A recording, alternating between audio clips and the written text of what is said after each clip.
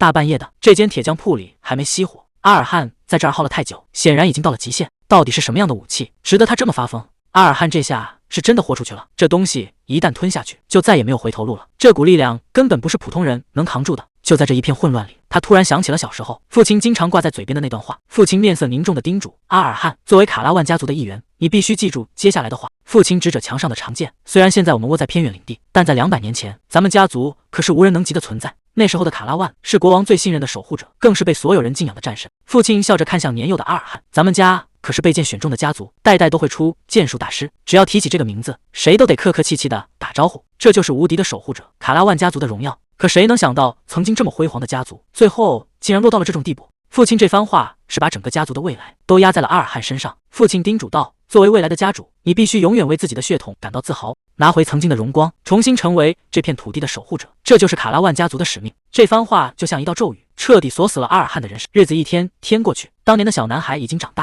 父亲说的那些英雄事迹，现在看来估计全是编出来的瞎话。毕竟落魄贵族为了面子吹嘘祖上有多辉煌，这种事儿简直太常见了。要是卡拉万家族真那么厉害，咱们怎么可能窝在这个小村子里，天天跟村民一起下地干活？阿尔汉问旁边的男人，这些麦子是堆在那边吗？男人笑着点头，是的，少爷。阿尔汉越想越觉得不对劲，老爹讲的那些陈年旧事，漏洞实在太多了。就拿墙上挂着的画像来说，不管怎么看，跟咱们爷俩都没半点关系。还有那把所谓的传家宝剑，说是传了几百年，结果到现在还跟新的一样。为了弄清楚真相，阿尔汉翻遍了王国的历史书，结果呢？别说立功受奖了，连卡拉万这个名字都没出现过。既然历史书上查不到，那结论就很明显了。老爹编这些瞎话，估计就是想让后辈们活得有点盼头。就在阿尔汉发呆的时候，坤在远处扯着嗓子喊他：少爷，别在那儿愣着了，赶紧过来吃点心，再不快点，刚出炉的热面包可就全进别人肚子里了。看着这群打打闹闹的邻居，阿尔汉心里那点纠结一下子就散了。就算家族没什么了不起的背景，那又怎么样？反正对他来说，真正重要的人现在全都在这儿了。阿尔汉觉得只要能跟这群人在一起，这种日子就挺好，这才是他想要的家园。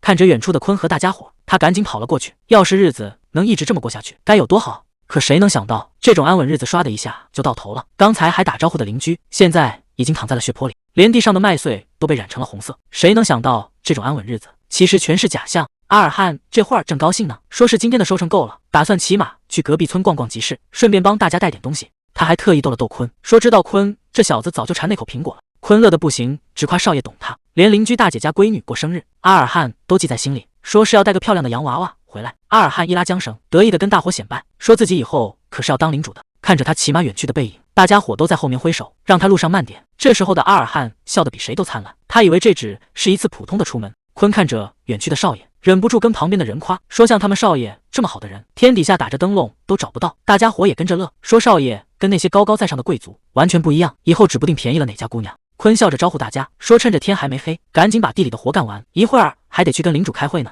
可谁能想到话还没说完，危险就已经到了跟前，连声惨叫都没有，坤就这么倒了下去。旁边的女人还没反应过来，下意识地喊了一声坤，可还没等她明白过来，死神已经到了跟前。这片原本金灿灿的麦田一下子全被染红了，黑暗中走出一个男人，语气冷得让人发毛。这个领地必须被抹除。这脚步声简直就是催命符，剩下的村民还没搞清楚状况，只能看着他一步步逼近。老人问：你到底是谁？男人看着这片土地，这个领地，这红光一闪，剩下的村民连求饶的机会都没有，全被切成了碎片，必须全部抹除。说完这话，他头也不回地走了，留下身后的一片废墟。转眼到了晚上，这雨一落，所有的痕迹都要被冲干净了，苹果掉了一地，连心爱的玩偶也摔在了泥里。阿尔汉就这么站着，眼前的景象让他根本没法接受，他声音都在打飘。大家，为什么大家全都……这满地的惨状已经没法用语言形容了。他想问个明白，可谁还能回答他？就在这时候，一双大手从后面伸了过来，死死捂住了他的眼睛。别看了，少爷。阿尔汉还在发懵，管家，这到底是怎么回事？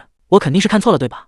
管家一句话也说不出来。可这满地的血腥味，乃是闭上眼就能躲掉的。他哭着喊那些村民的名字，可再也没人能应他一声了。那个男人真的来了，他说这里必须被抹去。听说这整场屠杀前后也就用了10分钟。那个男人挥刀的时候，心里一点波澜都没有。对他来说，杀掉这些人跟割草没区别。谁也没看清他是从哪冒出来的，连个预兆都没有。梦就这么降临了。就这么一会儿功夫，领地里一半的人命全没了。男人提着剑，就这么大摇大摆地走出来。他冷冰冰地丢下一句：我只是在执行命令。管家带着人推开大门，结果眼前的景象让他整个人都僵住了。屋里全是血，根本没个下脚的地方。阿尔汉就站在那堆尸体中间，看着脚下的人，一句话也说不出来。他整个人都傻了，这满地的惨状让他根本不敢相信自己的眼睛，到处都是倒下的人，这地方已经彻底变成了一片死。阿尔汉现在整个人都要崩溃了，看着满地的惨状，他除了发出痛苦的喊声，什么都做不了。就在这绝望的时候，耳边突然传来一声呼喊：“阿尔汉！”他猛地抬起头，竟然是他的母亲，这简直就是黑暗里最后的一点希望了。母亲冲过来，一把将他死死抱住。谢天谢地，我的儿子你还活着，真的太好了。片刻间，母亲的怀抱带来一丝安慰，但后来他意识到了，悲剧才刚刚开始。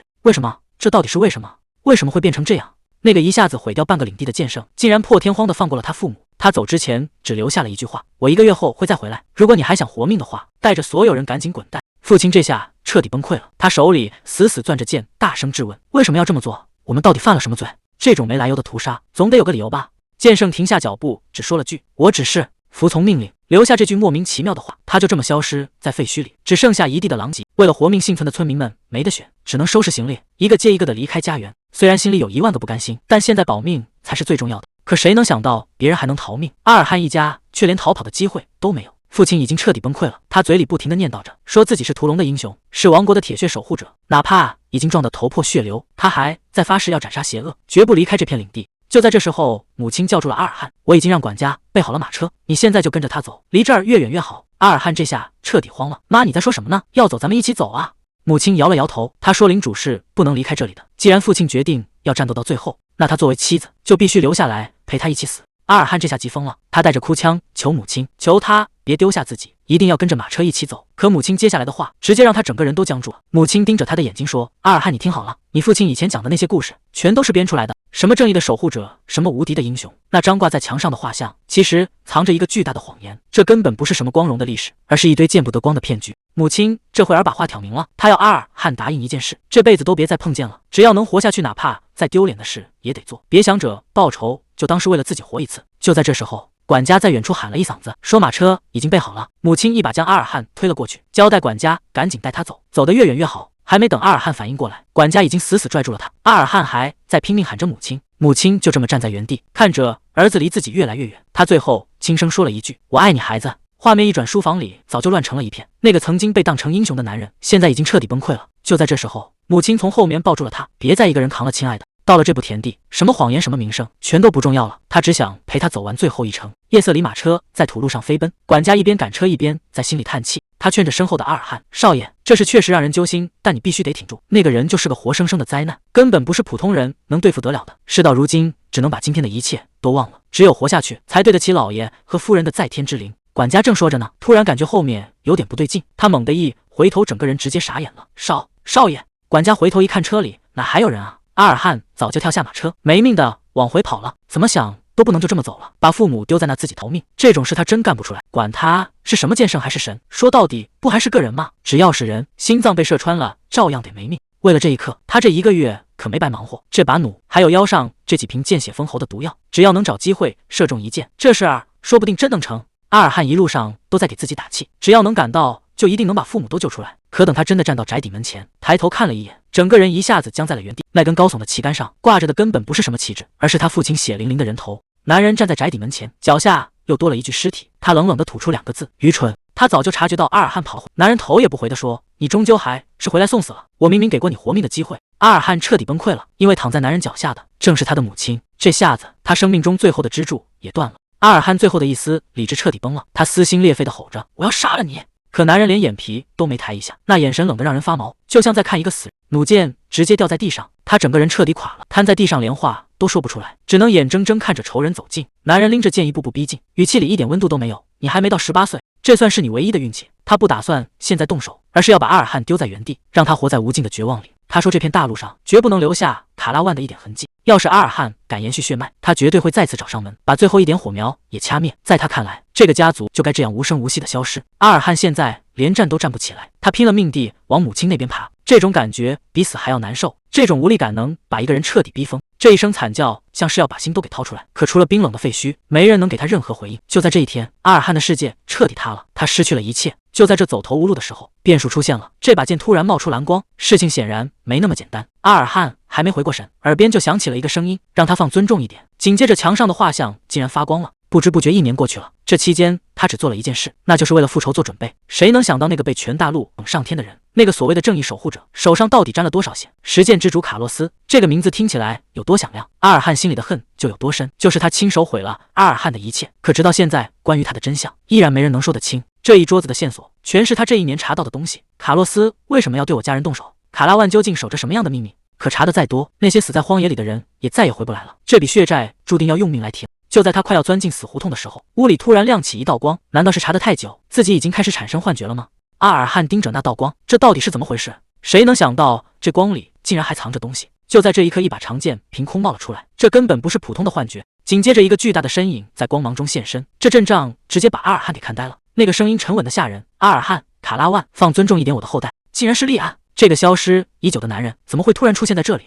原来他一直以来想的全都是错的，利安竟然真的出现了，而且还是以画像里那位传奇祖先的样子，活生生的站在他面前。窗外的雨越下越大，阿尔汉看着这一幕，突然想起了一些传闻，听说那些受过重创心理留下阴影的人，偶尔会看到一些幻觉。难道眼前这一切真的只是因为我太累了才产生的错觉吗？可眼前这个男人实在真实的不像话，利安一眼就看穿了。阿尔汉现在心里乱得很，你是怕自己疯了，还是压根没法相信那个只存在于传说里的祖先竟然真的活过来了？如果这一切不是幻觉，那事情可就大了。阿尔汉大着胆子问了一句：“你真的是家族的创始人，那个史上最强的剑士利安吗？如果你真的是父亲故事里那个大英雄……”阿尔汉终于憋不住了，他大声质问利安：“为什么偏偏是现在才出现？早干嘛去了？非要等到现在才现身吗？”面对这种质问，利安倒是很淡定，他说：“因为他得亲自确认一件事，复仇这条路可不好走，要是没做好抛弃一切的打算，最好连碰都别碰。”原来这一整年，利安一直躲在暗处盯着他。阿尔汉这1年来，连一天都没放下过手里的剑。他说阿尔汉那点天赋，在绝对的力量面前根本没用，简直让人看不到一点希望。可结果呢？阿尔汉硬是靠着一股疯劲，在这条死路上一天都没有动摇过。利安终于正面回答了，为什么要等到现在才现身？其实理由特别简单，只有当阿尔汉眼里的恨意彻底达到他想要的标准时，这场复仇才算真正够个开始。利安的话里全是杀气，他的耐心已经耗尽了，现在只想把那个屠杀他子孙的仇人给撕了。在这片大陆上一直有个铁律，想要杀掉一个大剑师，你自己也必须得是才行。利安一眼就看穿了，阿尔汉之所以这么拼命，就是因为他知道这是报仇唯一的门槛。可利安接下来的话直接给阿尔汉泼了盆冷水，光靠他自己这么练，这辈子都别想碰到仇人一根汗毛。大剑师这种级别早就已经脱离了人类的范畴，那是连天才都摸不到的境界。而在这些怪物里，卡洛斯更是站在顶端的那一个，强的让人根本看不见背影。利安说的非常直白，哪怕是在他那个战火纷飞的年代，像卡洛斯这种级别的对手也是屈指可数。现在的这帮人里，根本没人能杀得了他，而且随着时间推移，他只会变得越来越恐怖。阿尔汉这下彻底沉默了，他比谁都清楚自己和卡洛斯之间的差距到底有多绝望。难道真的没戏了吗？难道只能眼睁睁看着那个毁掉我一切的混蛋，最后还要被世人当成英雄？这种无能为力的感觉，难道又要再来一次？阿尔汉根本没法接受这种窝囊的结局。就在这时，利安的画风突然转了，他说从这一刻起，整个故事的走向要变了，因为利安决定要亲自帮他一把，他要把阿尔汉磨成一把比卡洛斯更快的刀，只有这样，阿尔汉才能以继承者的身份去审判那个杀人凶手，把失去的尊严亲手拿回来。利安最后强调，想要赢过那个怪物，现在只剩下一个法子，那是只有他们这一族才敢踏上去的死路。他让阿尔汉吞掉他的剑，还叫他钢铁之血的继承人。阿尔汉这下彻底懵了，原本冷清的锻造室火一下子就烧旺了，沉重的打铁声也跟着响了起来。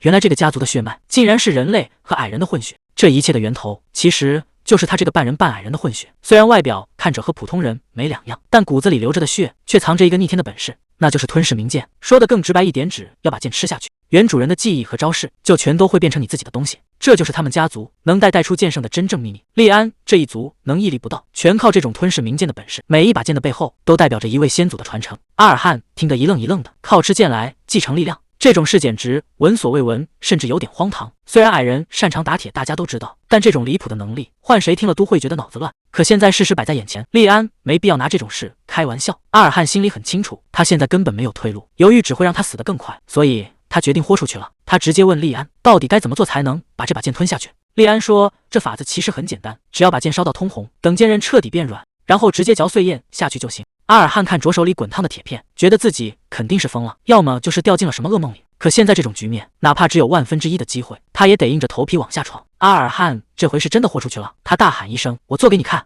滚烫的剑刃被他生生咬碎，碎裂的铁片带着高温直接灌进了肚子里，这种痛苦根本不是常人能忍受的。阿尔汉整个人都被火焰包围了，这股狂暴的火焰直接从他身体里炸了开来。阿尔汉疼得大声惨叫，等火光渐渐散去，他整个人直接瘫倒在地上，可体内的灼烧感却一点都没有减弱，他只能在地上拼命挣扎。可就在他快要撑不住的时候，那些最不想回忆的画面全都在这时候冒了出来。记住，一定要记住，记住那些倒在地上的人，记住这辈子都还不清的债。最后出现在他眼前的是卡洛斯那张冷冰冰的脸，就是这个男人毁了他的一切。一想到卡洛斯，阿尔汉硬是凭着这股恨意又动了起来。他一把死死抓住地上的剑，就算这股力量要把他烧成灰，他也绝对不能死在这里。阿尔汉在心里发誓，他一定要活下来，一定要成为那个能亲手宰了卡洛斯的剑术大师。原本是个挺安稳的早晨，结果一声惨叫把这平静全给毁了。阿尔汉猛地坐起来，他简直不敢相信自己居然还活着。他不光没死，身上连个伤口都没有。可刚才那种吞下烙铁的剧痛，绝对不是在做梦。这到底是怎么回事？阿尔汉还在琢磨，昨天那场经历到底是不是在做梦？可看到地上只剩个剑柄，他就知道这事儿是真的。就在这时候，耳边突然传来一个声音，说他这身板虽然不怎么样，但意志力倒是挺让人意外。烈安就这么出现了。他说哪怕是阿尔汉的祖辈，也有不少人根本扛不住那种罪。现在你总该相信我说的话了吧？你父亲讲过的那些传说全都是真的，我也不是你产生的幻觉。阿尔汉一句话也说不出来，只能老老实实跪在地上，恭恭敬敬地喊了一声拜见创始人。烈安看着眼前的后辈，让他以后改口叫师傅，说只要是接受过他教导的人，全都是这么称呼的。阿尔汉虽然还没完全缓过神，但还是乖乖应了下来。既然师傅都认了，那是不是意味着自己已经继承了那股力量？阿尔汉赶紧追问，那父亲说的强大力量呢？既然吞下剑就能变强，可我现在怎么一点感觉都没有？听到这话，利安的表情变得有点尴尬。他说这事儿确实出了点岔子，而且这麻烦还是出在阿尔汉自己身上。阿尔汉听得一头雾水，利安叹了口气解释道，本来他是打算把自己的佩剑给阿尔汉，让他直接一步登天变成剑术大师，结果谁能想到因为血脉传了太多代，到了阿尔汉这儿已经变稀薄了，虽然吞剑的本事还在，但消化这股力量的能力却大不如前。利安把话挑明了，就阿尔汉现在这体质，想要彻底消化那把剑的精华，根本就是痴人说梦。这下麻烦大了，那股力量就这么堵在胸口，完全没法转化成自己的本事。可谁能想到阿尔汉听完之后居然表现得异常冷静。他说既然师傅都这么说了，那肯定就是这么回事。这下轮到利安纳闷了，这反应也太淡定了吧？难道他一点都不觉得可惜吗？阿尔汉倒是看得开，他说自己早就知道这副身体不行，虽然结果挺让人失望，但他心里其实早就有数了。阿尔汉笑了笑，他说自己反而觉得庆幸，因为至少还有另一条路可以走。利安听得一愣，另一条路？阿尔汉接着分析，既然师傅说现在这副身体不行，那就意味着只要以后变强了，迟早能消化掉那股力量，所以现在的当务之急就是先找一把自己能吃得下的剑，对吧？利安看着眼前的年轻人，忍不住笑出了声，这小子的悟性简直已经到了剑术大师的级别。他告诉阿尔汉，找剑这种事，越是那种被人用旧了的，反而效果越好。既然话都说到这份上了，利安也不再废话，他让阿尔汉带路，去一个能找到这种旧剑的地方。没过多久，阿尔汉就把利安带到了这片废铁荒原，放眼望去，全是堆成山的破铜烂铁。刚一踏进这地方，利安就察觉到了不对劲。他说这里到处都透着古邪气，要是让那些黑魔法师看见了，估计得乐坏了。阿尔汉倒是很淡定，他说贫民窟里所有没用的破烂，最后都会被扔到这儿来，不管是废铁还是断掉的兵器，这地方应有尽有。想要找师傅说的那种旧剑，恐怕没有比这儿更合适的地方了。利安看着这片废墟，突然提起了自己的过去。他说以前自己也经常待在这种全是血腥味的地方，那时候他根本没得选，只能从死人手里抢武器来吃，不管是沾血的斧头还是折断的长矛，只要能让自己变强，他什么都往肚子里吞。阿尔汉听得整个人都愣住了，他显然没料到这位看起来深不可测的师傅以前竟然过得这么惨。利安看着满地的残骸，语气变得特别沉重。他说这地方让他想起了那些为了活命不得不拼死厮杀的日子，在别人眼里这儿是垃圾场，但在他看来每一件断掉的兵器背后可都是一条活生生的人命。在那些惨烈的战场上，虽然大部分人都没能活到明天，但总会有人留下点什么，哪怕无数生命消失得无影无踪，在这片死气沉沉的废墟里依然藏着一道最耀眼的亮光。这道光唰的一下冲了出来，利安盯着前方，找到了。他指着废墟深处，让阿尔汉赶紧过去把那件东西拿到手。这就是你的第二把剑。一转眼1个月的时间过去了，几人来到了一座荒废的大宅子前。男人在旁边观察了一下，说这里确实跟传闻中一样，连个鬼影子都没有，不管是村子还是这栋宅子，他都感觉不到任何人的气息。几个人放轻脚步，慢慢往宅子深处走去。男人一边走一边琢磨，这地方以前该不会是哪个黑魔法师用来做实验的实验室吧？男人觉得不太可能，这地方要是真有黑魔法师，咱们刚进门就该没命了。我看这儿更像是哪个落魄贵族的藏身处，这屋里到处都是那股让人不舒服的贵族味儿。男人大摇大摆地坐在沙发上歇脚，其中一个男人嘿嘿直笑，说这回真是走大运了，连个看门的都没有，这活儿简直太轻松。另一人从旁边翻出一件崭新的浅蓝色裙，看来这地方还真住着个贵族小姐。这帮人拿着那件裙子在那儿闻来闻，嘴里还说着些不干不净的话，简直没把这儿的主人当人看。那个秃头男笑得一脸猥琐，说要是运气好，今天还能在这儿找点别的乐子，甚至还想找有没有画像，好让他们发泄一下。就在这帮人渣闹得正欢的时候，屋里突然响起一声冷冰冰的呵斥：“住手！”这突如其来的一声把这几个人吓得够呛，全都僵在了原地。阿尔汉冷冷地开口了，他说他母亲生前最爱干净，最讨厌屋里乱七八糟的，所以最好乖乖把东西放下，大家还能坐下来谈谈。这帮人渣哪听得进去啊？带头的秃头男一脸不屑，还以为是哪家的小少爷跑出来了，嘴里依旧不干不净地开着玩笑。结果阿尔汉一点没生气，反而问他们是不是饿了，还是没地方住才闯进来的。他说要是为了这些，他甚至愿意让这帮人留下当邻居。这秃头男听完直接乐了，觉得阿尔汉肯定是脑子坏了，死到临头还在这儿装大度。这些养尊处优的贵族真是一点都不知道死字怎么写。他直接亮出了家伙，既然阿尔汉非要跳出来送死，那他就打算成全这小子。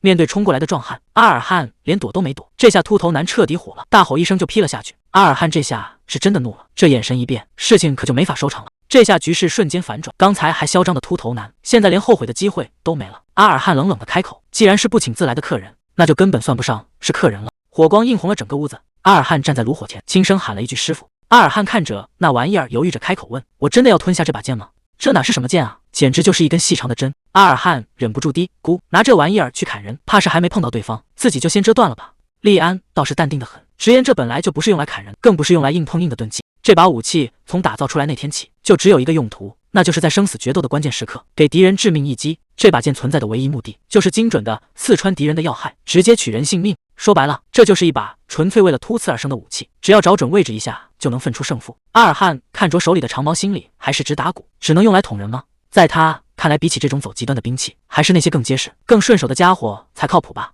利安一眼就看穿了阿尔汉心里那点小九九，他直接点破，长矛会更好不是吗？毕竟阿尔汉现在的身体确实算不上强壮。利安接着解释道，正因为你底子薄，这把剑里留下的记忆才是你现在最需要的宝贝。利安话锋一转，提到了这把剑的上一任主人，就在临死前那位主人孤身一人，竟然用这根细针硬生生去走了200多个敌人的性命，干掉这么多高手的，还是个身体比你更单薄的女人。利安盯着阿尔汉，语气比刚才还要严肃。他说你必须对这把剑保持敬畏，然后心怀感激地把它吃下去。别看这铁片拿在手里轻飘飘的，可里面承载的却是一个沉重而庄严的灵魂。只要吞下这把剑，你就能得到很多东西。随着意识被拉进剑里，眼前的景象全变了，到处都是噼里啪啦的火星子。那个女人的最后一段记忆，竟然是一场大火，整座宅邸都被火焰给吞了。谁能想到，梅丽睁开眼的时候才10岁，可这一觉醒来，她的世界全变了。就在那场大火里，她的父母连个全尸都没留下，全被烧成了灰。虽然她捡回了一条命，可这种活法代价实在太惨重。躺在病床上的梅丽嘴里一直念叨着一句话，我希望我和他们一起死去了。在一瞬间失去一切后，她被送进了一家破旧的孤儿院，本以为能有个安身的地方，结果老天爷跟她开了个天大的玩笑。这家孤儿院信奉的居然是火之女神，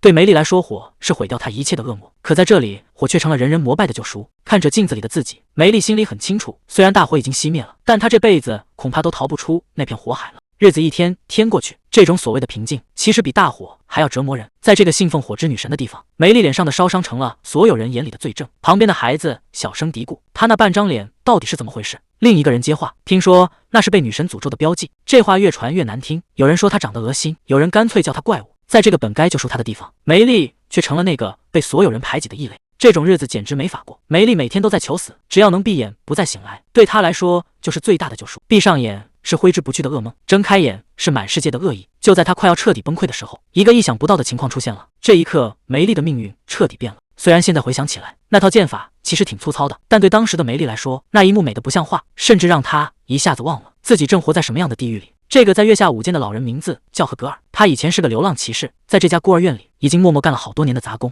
平时梅丽胆子小，连跟赫格尔说句话都不敢，但今天他顾不上那么多了。梅丽开口问：大叔，我要怎么做才能像你一样？我想学那个。赫格尔沉默了半晌，最后只是冷冷地回了一句：学这个对你的生活没什么好处。赫格尔叹了口气，接着劝他，尤其是像你这样的女孩子，拿剑只会伤到你自己。听大叔一句劝，赶紧回去吧。可梅丽根本不想走，她摸着自己脸上的绷带，低声说：如果我能学会这个，我想我就再也不会害怕这世上的任何火焰了。赫格尔随手扔过来一个木桶，里面插满了各式各样的长剑。他看着梅丽说：随便挑一把，只要你能挥得动我就教你。看着眼前这些冷冰冰的铁家伙，梅丽沉默了很久。他突然问了一句：一定要挥动它才行吗？赫格尔反问道：如果不挥动它，你还想干什么？梅丽没去碰那些沉甸甸的阔剑，反而伸手抓住了那把最细最轻的刺剑。他一字一句地说道：只要能让我站起来战斗。这一剑直接指到了赫格尔面前。梅丽接着说：用什么都行。这是阿尔汉刺出的第一剑，快到让人根本反应不过来。阿尔汉语气冰冷：既然是不请自来的恶客，那就没必要留什么情面了。刚才还嚣张的壮汉，这会儿已经像烂泥一样瘫在地上。这下子这地方彻底安静了。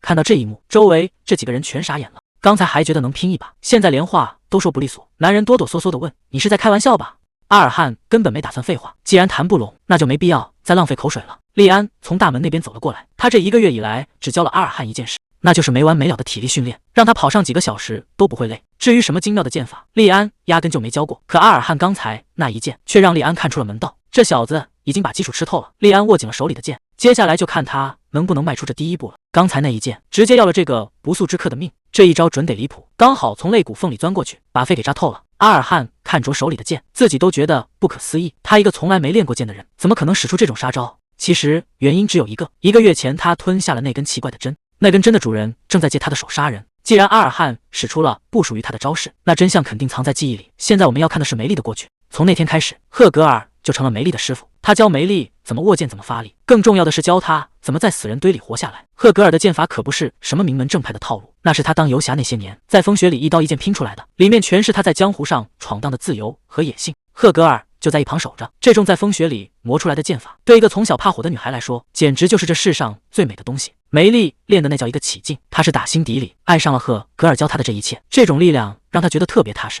可好景不长，一晃几年时间过去了，屋里突然传出一阵咳嗽声，赫格尔终究还是没熬过去。他知道自己时间不多了，临走前他给梅丽留下了最后的话，他让梅丽以后一定要走出去，去看看外面那个更大的世界。这辈子他教了梅丽很多剑法，但这最后一句嘱托才是他最想教给梅丽的东西。赫格尔这辈子走南闯北，临了能有梅丽陪在身边，他觉得这趟旅程值了。梅丽一句话也说不出来，只能这么静静的听着，直到那只手彻底没了力气。这间屋子最后还是安静了下来。梅丽知道那个一直护着她的人再也不会醒过来了。赫格尔这一走，梅丽带上师傅最后的嘱托，头也不回的离开了孤儿院，一头扎进了外面的世界。谁也没想到，没过多久，佣兵界就出了个狠角色。梅丽靠着手里的剑硬生生杀出了名堂，可能是因为她那把细的像针一样的剑，也可能是因为这行里很少见年轻姑娘，江湖上很快就给她起了个响亮的外号，大家都管她叫缝纫吉普赛人。梅丽的名号在江湖上越来越响。阿尔汉这下算是亲身体验了什么叫真正的狠角色。梅丽当年的那些经历，正一点点在他眼前重现。男人倒在血泊里，拼命求饶，求他能发慈悲放过自己，哪怕就这一次也行。可当时的梅丽根本没打算收手。阿尔汉感同身受地握紧了剑，这一刻他就是那个冷血的杀手。随着这一剑刺下去，所有的求饶声戛然而止。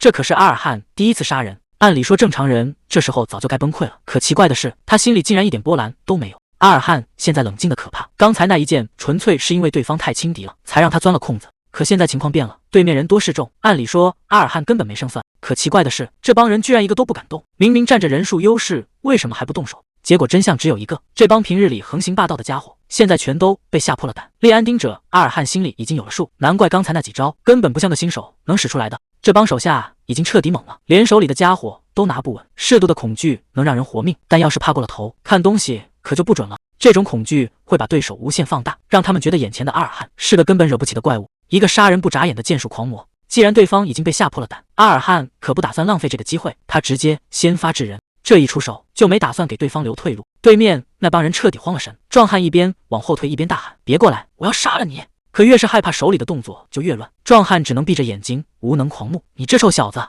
唰的一下，这一剑直接封喉，连惨叫都来不及发出来，胜负就已经分了。鲜血溅了一脸，可阿尔汉连眼睛都没眨。梅丽心里比谁都清楚，自己天生就不是那种靠蛮力和体力吃饭的人，真要是打起持久战，时间绝对不会站在他这边。所以他这辈子练的全是速战速决的狠招，对他来说，机会只有头1-2招。阿尔汉可没打算给对方任何喘息的机会，这一招直接奔着要害去了。不要去纠结自己缺什么，而是要把自己擅长的发挥到极致。梅丽最大的本钱就是这副像武者一样柔软的身体，不管是什么姿势，也不管是从什么角度，只要他想，全身每一处都能变成致命武器。梅丽这招反击简直快得离谱，这一剑直接锁定了对方的喉咙。那男人还没反应过来，命就已经丢了一半。阿尔汉就这么静静地站着，脚下是已经断气的男人。男人哆哆嗦嗦地开口：“这到底是怎么回事？”在他眼里，眼前的阿尔汉简直像个疯子，这种压迫感简直就像是从地狱里爬出来的怪物。大半夜的，在小树林里，阿尔汉正忙着挖坑埋人，这活儿可一点都不轻松。利安就在后边盯着。现在你总该没疑问了吧？原来刚才阿尔汉一个人就把这几个地痞全给解决了。利安觉得这都是基本功，只要体力跟得上，对付这种货色根本不在话下。可看这坑里的尸体，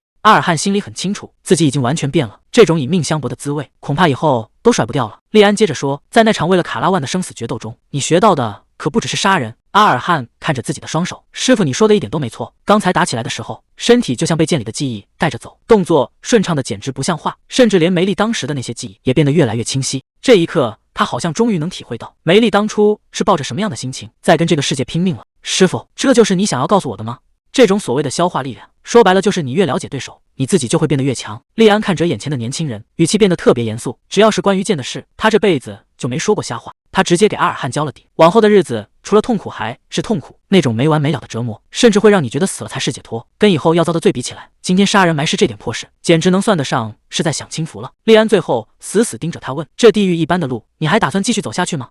只要能亲手找卡洛斯算账，不管前面是什么刀山火海，阿尔汉都打算一条道走到黑了。师傅，这条路真的没走错吗？说干就干，厉安这老头还真是一点不含糊，直接把阿尔汉带到了这悬崖峭壁上。阿尔汉现在整个人都挂在石壁上，手底下的碎石哗啦啦往深渊里掉。厉安在旁边看着直摇头，昨晚那股子要下地狱的决心呢，怎么一觉醒来又开始怀疑人生了？不过厉安倒也没真生气，反而觉得这小子挺有意思，说这也是阿尔汉的优点，毕竟从小到大他这股子纠结劲就没变过。厉安看阿尔汉快到极限了，终于打算透点底，这练剑的路到底怎么走？其实一共就分5个台阶，最底下的叫初学者，说白了就是刚摸到门槛。这世上练剑的人多了去了，绝大多数一辈子也就这样了。要是稍微有点天赋，就能混到剑行者的境界，再往上走就是剑跑者。这种人到了战场上，那就是定海神针一样的存在。要是能靠一个人扭转战局，那才算得上是剑道大师。这种英雄级别的人物，走到哪都是活着的传说。但这些在真正的顶点面前，全都不够看。在那万人之上的位置，坐着的可是被当成神的人。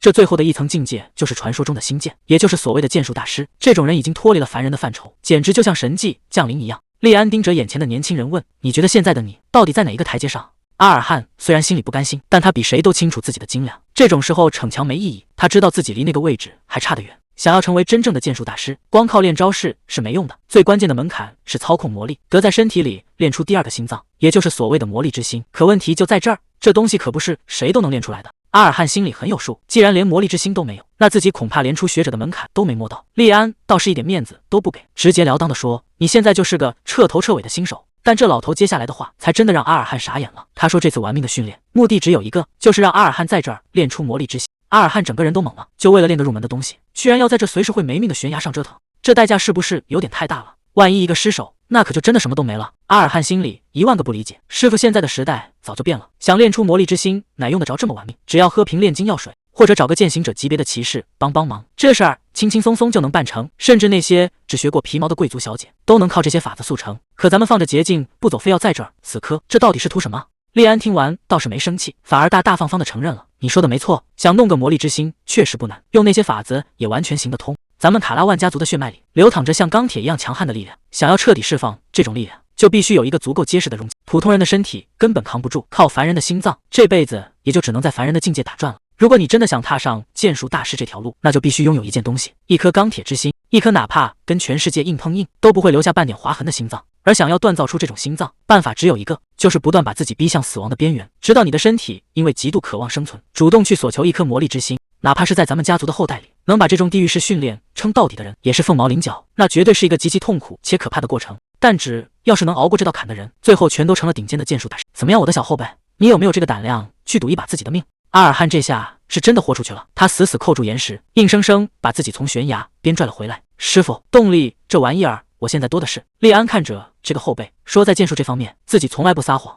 只要能熬过这一关，阿尔汉练出来的魔力之心注定跟这世上所有人都不同，那将是独一无二的最强心脏。画面一转，来到了东边的坎贝尔村。此时夜深人静，村里的酒馆却挺热闹，几个男人正凑在一起嘀咕。其中一个男人神神秘秘地问：你们听说了吗？关于西边那个卡拉万村的传闻。旁边的人接话道：你是说那个1年都没见着活人的鬼地方？好端端的提那儿干嘛？带头的男人压低声音说：最近那边可不太太平，听说那个村子里好像多了点什么东西。同伴赶紧追问到底是什么。男人摇了摇头：我哪知道，反正肯定不是什么好惹的货色。男人压低声音接着说：只要是他进那个村子的地痞流氓，全都没了音讯，就像人间蒸发了一样。现在外面传的神乎其神，有人说是北边漏掉的魔物潮把那儿给血洗了，也有人说是黑魔法师在搞实验。虽然版本多的数不过来，但最后大家伙都得出一个结论，那就是想活命的话，千万别去西边那个村子。就在这帮人聊得起劲时，旁边坐着个披斗篷的男人，一直背对着他们没吭声。男人听完这些话，重重得把杯子往桌上一磕，只要进去就必死无疑的村子吗？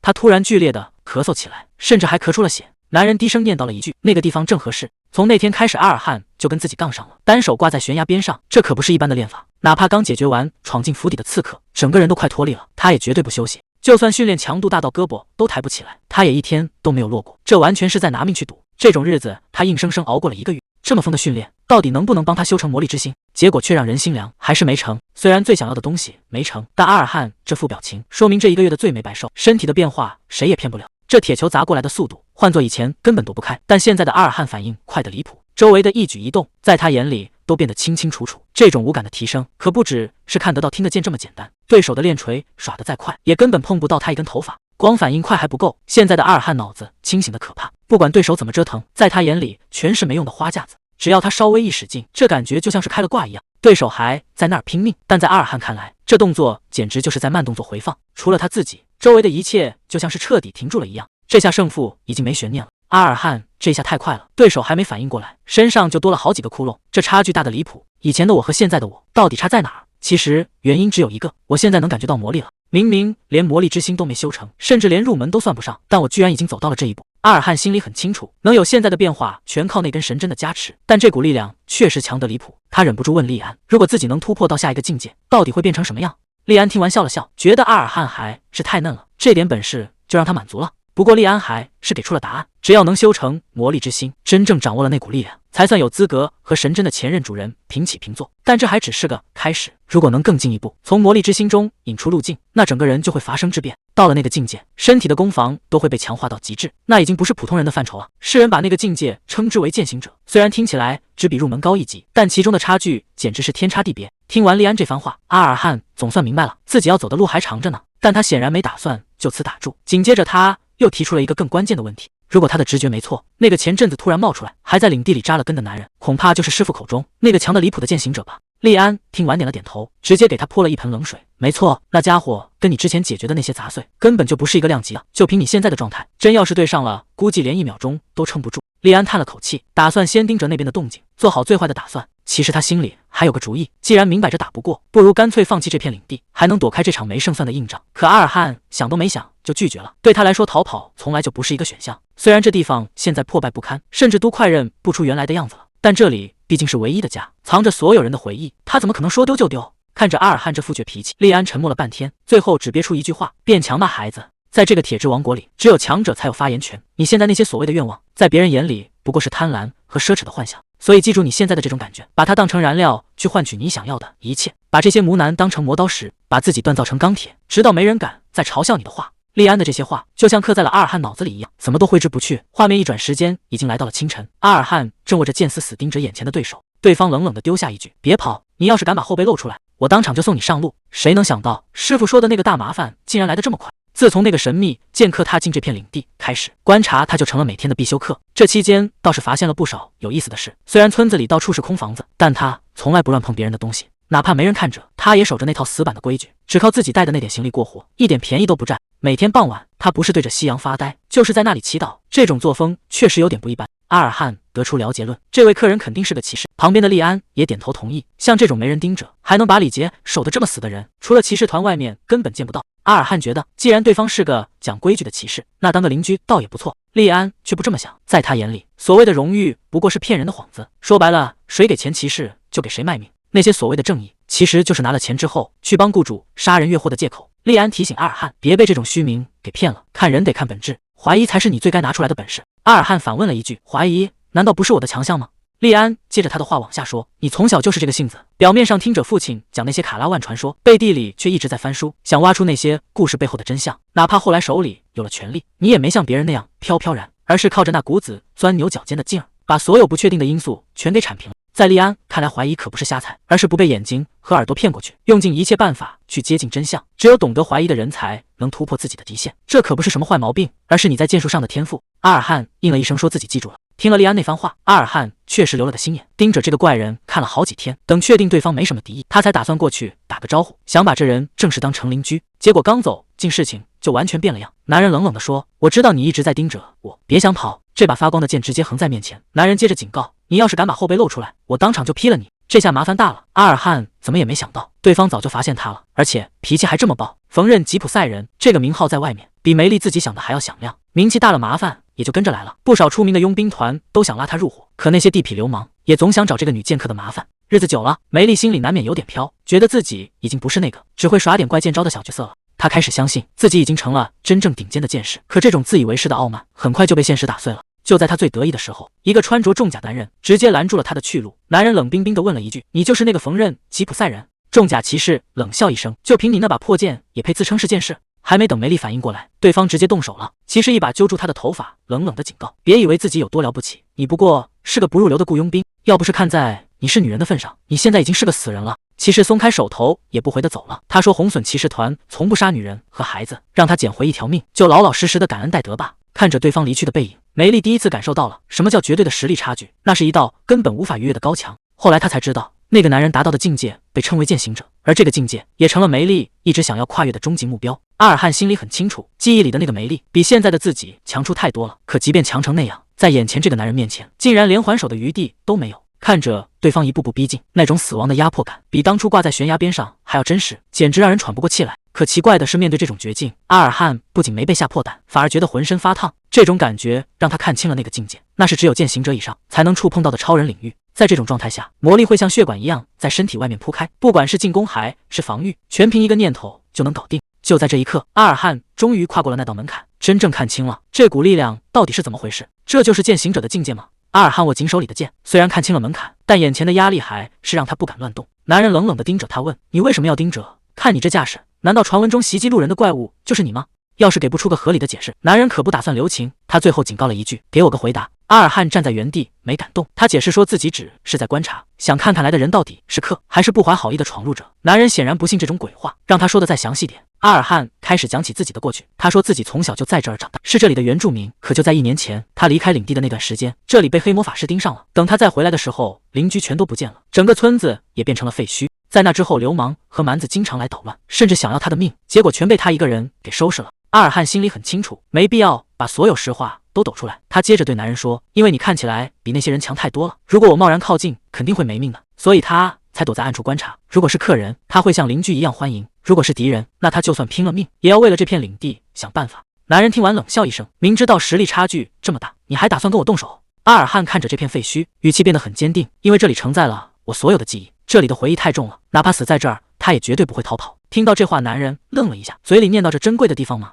看来这番话确实戳到了男人的心里，他叹了口气，说能理解阿尔汉的不容易，既然要当邻居，确实的互相交个底。男人主动收起了杀气，劝阿尔汉也把剑放下，只要两边都撤了防备，他愿意把自己的来历也交代清楚。想要变强，只有在生死边缘不断试探，逼着身体去渴望魔力，只有这样才能真正脱胎换骨。结果呢，阿尔汉根本没打算收手，他直接拒绝了男人的提议，理由很简单，现在的他还没法完全信任对方，这把剑就是他最后的底线。男人冷哼一声，实话实说，要是他真想动手，阿尔汉手里那把剑跟烧火棍没啥区别。既然两边都亮了家伙，谁先怂了收回去，那就是在打骑士荣誉的脸，他可丢不起这个人。阿尔汉听得明明白白，可他还是没打算让步，因为他脑子里全是以前那些窝囊的画面，那时候的他只会跪在地上发抖，连出手的勇气都没有。阿尔汉死死盯着男人，他早就对自己发过誓，这种丢人的事，这辈子绝对不会再有第二次。夕阳西下，这小树林里气氛不太对。男人盯着眼前的阿尔汉，这孩子长得实在太秀气，猛一看还以为是个女孩，可再仔细瞧瞧，她身上全是苦练留下的痕迹。虽然个头不大，但这下盘稳得吓人，一看就是个硬茬子。不过内行人一眼就能看出来，阿尔汉根本没受过正规训练，全靠一股子门劲，想把所有力气都赌在第一剑上。说白了，他现在还没跳出新手的圈子，这要是真打起来，恐怕连一招都接不住。换句话说，阿尔汉根本威胁不到我，他自己心里肯定也清楚。可既然这样，为什么还不肯死心？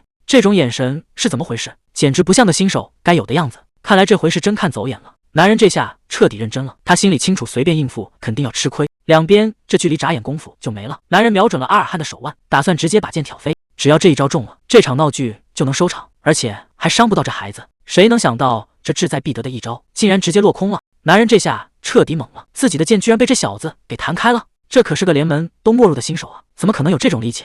阿尔汉根本没打算停手，谁能想到阿尔汉这一口气吐出来，周围的能量全乱套了，这动静简直像海浪一样。难道就在刚才那一会儿，他体内就结成了魔力心脏？这速度简直离谱，这股力量完全不对劲，根本不是普通人该有的东西。男人到现在都不敢相信自己的剑竟然会被挡下来，这根本就是不可能的事。可阿尔汉偏偏做到了，难道是因为他体内那个魔力心脏？一般来说，这东西应该是软绵绵的，可阿尔汉这个简直硬得像钢铁一样，这股力量已经完全超出了常理。虽然现在还说不准，但有一件事可以肯定，接下来的这一剑绝对非同小可。这一剑算是把这辈子的赌注都押上了。刚才挡住那一剑根本不是靠什么本事，纯粹是运气好。要是再来一次，结果可能就完全不一样了。说到底，那个骑士根本没打算下死手，他只是瞄准了，手腕力道也没用全，这才给了阿尔汉机会。看准了剑落下的位置，阿尔汉直接把针尖扎进了那个唯一的空隙。这一下总算是把这一剑给挡住了。可这种奇迹哪有不付代价的？这股冲击力就像是被狂奔的马车正面撞上，阿尔汉现在感觉全身的骨头都要散架了。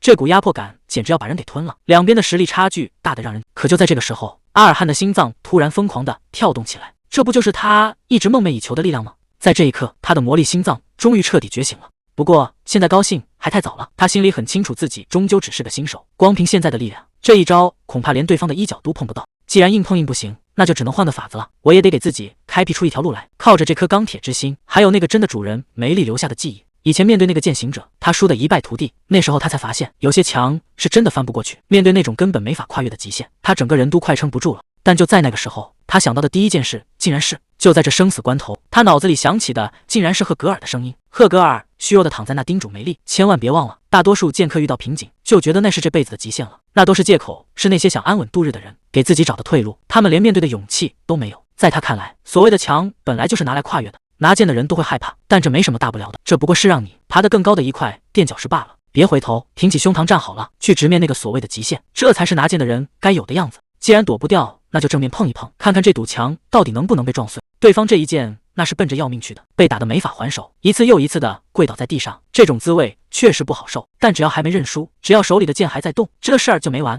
只要你敢一直撞下去，总有那么一刻，手里的剑能劈开那道坎。所以相信自己就是这么简单。只要是拿过剑的人，或者说只要是拼命活过的人，早晚都会撞上这道坎。这可不是光靠努力就能解决的，而是每个剑客都逃不掉的宿命。阿尔汉现在就站在了这堵高墙面前，这墙高的让人看不见顶，也根本找不到出路，那种要把人压碎的绝望正一点点渗进骨子里。这下他还能拿得稳手里的剑吗？这种时候往前迈一步都难如登天，换成别人早就想转头跑路了。可阿尔汉这小子偏偏不信这个邪，既然退无可退，那就干脆正面硬刚。这种不要命的抵抗虽然看着挺乱来，但这正是阿尔汉想要的磨练。路歪不歪根本不重要，哪怕这招式再烂再笨拙，只要还有一线生机那就足够了。接下来他得把一切都看个透彻，对手怎么发力，怎么呼吸，剑会往哪看，这下全都要算得死死的，把所有线索都抓在手里，把那些没用的废招全扔了，最后剩下的才是真正能杀人的东西。这一剑已经不再是普通的劈砍，所有的力量都缩成了一个点，这就是唯一的生路，只要能刺中那里，这局就翻了。就在这时候，一个声音响了起来，利安笑着说：“干得漂亮，我的后代。面对绝境绝不低头，这才是卡拉万该有的样子。别怕什么粉身碎骨，既然躲不掉，那就把自己整个人都砸进去。只有经过这种要命的折腾，才能练出像钢一样的本事。现在是时候让全世界都看看卡拉万的意志到底有多硬了。”这一撞算是把过去的壳子给撞碎了。阿尔汉现在每跑一步都在甩掉以前那个怂包样。梅丽以前确实怕过，怕在那场大火里只有他一个人活下来，更怕那些倒霉事儿。其实只是个开头，那段日子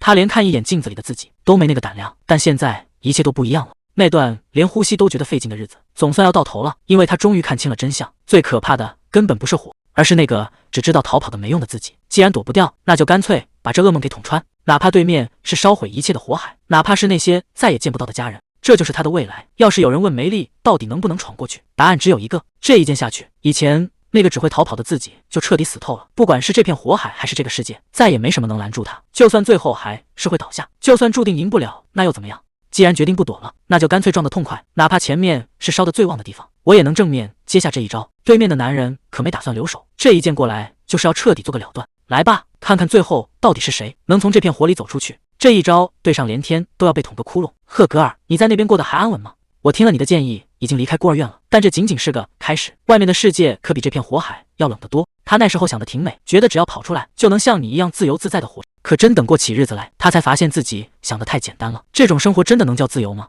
外面的怪物比想象中多得多，光靠一股子蛮劲儿，根本撞不开那些挡路的墙，到处都是迈不过去的坎。可是赫格尔，哪怕到了这一步，我还是想问你一句话。有一件事我敢肯定，哪怕到死的那一刻，我也绝对不会在任何困难面前认怂。既然那些道理是真的，那咱们迟早还得在那片火里再见一面。转眼过了这么久，等下次再见的时候，就像你当初对我做的那样，我也该把我的故事讲给你听了。至于这个故事该怎么开头，我想应该是从这一刻开始的。以前那些让他缩脖子的火，现在看来也不过如此。这根一直陪着梅丽的针，总算在这一刻彻底成了他身体的一部分。刚才还说没人能拦住他，结果一转眼，阿尔汉就这么躺在了地上，看着眼前的火堆，他整个人还是懵的。难道刚才晕过去了？身上这件长袍明明是那个骑士的，既然衣服在这，那就说明最后还是没能闯过去。虽然输了，但阿尔汉并没打算就此罢休。就在这时，一个声音从身后响了起来。利安劝他别太灰心，刚才那场仗打得很有骨气。紧接着，利安话锋一转，说这次失败其实换来了更大的好处。难道他自己还没发现吗？那根针已经彻底融入了他的身体。现在的阿尔汉，不管是身体的灵活度，还是像野兽一样的知觉，都跟以前完全不同了。你现在的状态，就像在战场上活了一辈子，已经是个彻头彻尾的老兵了。阿尔汉看着手里的剑，终于明白了师傅的用意。选这把剑可不只是为了追求力量，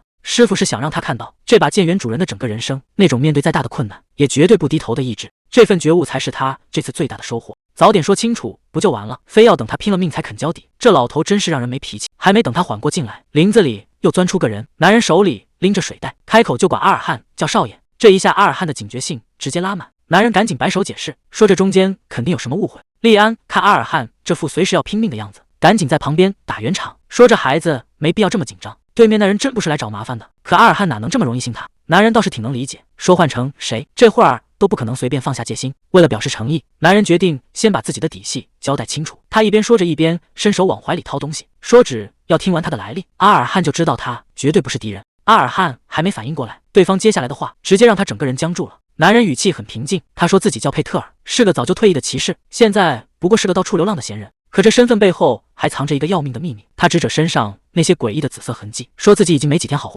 连那些顶尖的祭司都摇了头，断言他最多只能再撑1个月。现在的他只是个在等死的废人罢了。听到这儿，阿尔汉彻底没话说了。谁能想到这男人大老远跑过来，竟然是为了交代后事？佩特尔看着他，只想求一个说话的机会。闹也闹够了，打也打不成了。这下子两人总算能坐下来，守着这堆火好好聊聊。别看佩特尔以前是个厉害的骑士，这嘴笨的实在让人焦急，一句话翻来覆去的说，讲个故事也是东一榔头西一棒子。虽然听着费劲，但阿尔汉心里明白，这种笨拙反而说明这人没藏一点私心。聊了大半天，阿尔汉总算听明白了，这个曾经风光无限的骑士，在知道自己没几天活头之后，直接甩手离开了骑士团。说白了，他现在满世界乱跑，其实就是在给自己找个合适的坟墓。佩特尔看着跳动的篝火，说自己离开骑士团的原因其实没那么伟大，他只是不想在最后关头变成任何人的累赘，只想一个人安安静静的走完这最后的一段路。听完这些，阿尔汉一句话也没说。这时候，旁边的利安突然开了口，说这人确实没有撒谎，因为就在此时此刻，佩特尔体内的魔力心脏正在被那可怕的疾病一点点吞噬干净。一旦那股紫色能量把魔力心脏彻底吃掉，再钻进真正的肉体心脏，这人的命就算彻底交代在这了。就像这把碎掉的剑，他的骑士生涯还有他的整个人生都已经到了崩塌的边缘。佩特尔把话挑明了，少爷说了这么多，我能留下来当你的邻居吗？阿尔汉半天没吭声，这种事唤谁听了心里都不是滋味。他最后只是低声说了句，要把这些话说出来肯定不容易，谢谢你愿意告诉我真相，我叫阿尔汉，是这片荒地的最后一个居民。既然话都说开了，他正式欢迎佩特尔留下来，这事儿就算定下了，两人总算成了邻居。佩特尔也挺客气，谢谢你的款待，年轻的领主大人。站在一旁的利安把这一切都看在眼里。阿尔汉转过身，胸口突然亮起一阵光，终于是时候迈出下一步了。既然决定要干，那就要找个最合适的地方。一晃几天过去了，大伙儿已经带上行李，正式出发了。阿尔汉坐在马车上，心里还是有点纳闷，我都已经入门了，你不直接教我练剑，非要带我去哪儿？虽然家里有佩特尔守着，不用担心有人来闹事，但阿尔汉心里还是直打鼓。他看着越走越远的路，忍不住问了一句，非要跑这么远吗？利安觉得他还是没开窍，既然是卡拉万的后代，就别总想着那套普通的练武路子。对他这种体质来说，常规训练根本就是浪费时间。想要变强，只有一条路能走，那就是不断去吞噬新的名剑，这才是当务之急。而他们这次要去的地方，就藏着他最需要的口味。利安说，这次的目的地绝对是量身定做的，在那里没人会在乎你的身份和来历，聚在那里的全是些不要命的疯子，只要站上去就是一场赌上性命的死斗。听听这动静，还没进门的耳朵都要被震聋了。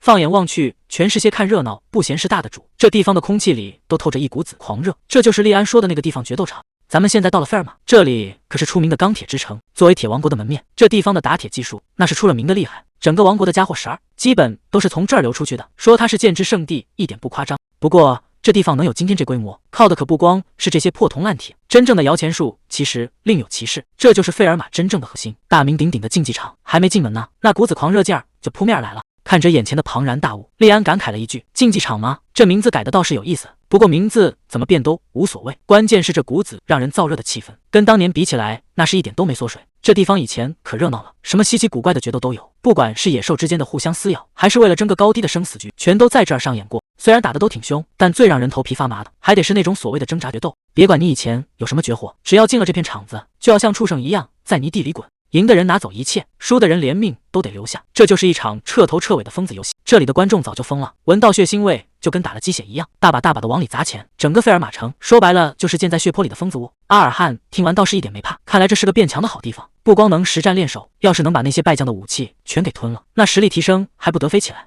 利安听了直接笑出声，你这后辈想的也太简单了，要是真有这么简单，我早就让你把那片废墟里的破铜烂铁全给吞个干净了，光靠死记硬背地吞噬可不行。那些入侵者留下的东西可没你想的那么听话，要是没点真本事就乱来，那些剑里藏着的混乱记忆会像疯子一样钻进你的脑子，到时候你就不再是你自己了。记住，是你去控制剑，而不是让剑来牵着你的鼻子走。在你能真正看清这一切之前，老老实实听我的，我让你吞哪把你就吞哪把。行了，废话不多说，咱们该进场了。一转眼3个小时过去，不过这地方可不是想进就能进的。登记处的女人笑着提醒，第一次来参赛，得先去登记处领个斗士勋章，不然连上场的资格都没有。勋章？阿尔汉压根没听明白，这到底是个什么东西？结果回头一看，连见多识广的利安也懵了。利安在那直犯嘀咕，说他那个年代可没这规矩，看来这地方的玩法早就跟以前不一样了。登记处的女人可没空废话，直接把东西亮了出来，催着阿尔汉赶紧领完走人。后面还有一大堆人排队呢。谁能想到这快不起眼的勋章竟然成了进场的唯一凭证？这玩意儿可不只是个装饰品，它代表了你在竞技场的地位和战绩。说白了，这就是你的战斗力等级表。等级分得清清楚楚，从最高的黑色勋章开始，往下是白色铂金、黄金，还有白银，颜色越深实力就越恐怖。那阿尔汉能拿到什么样的？结果低头一看，手里这块破铜烂铁居然只是个最低级的青铜勋章。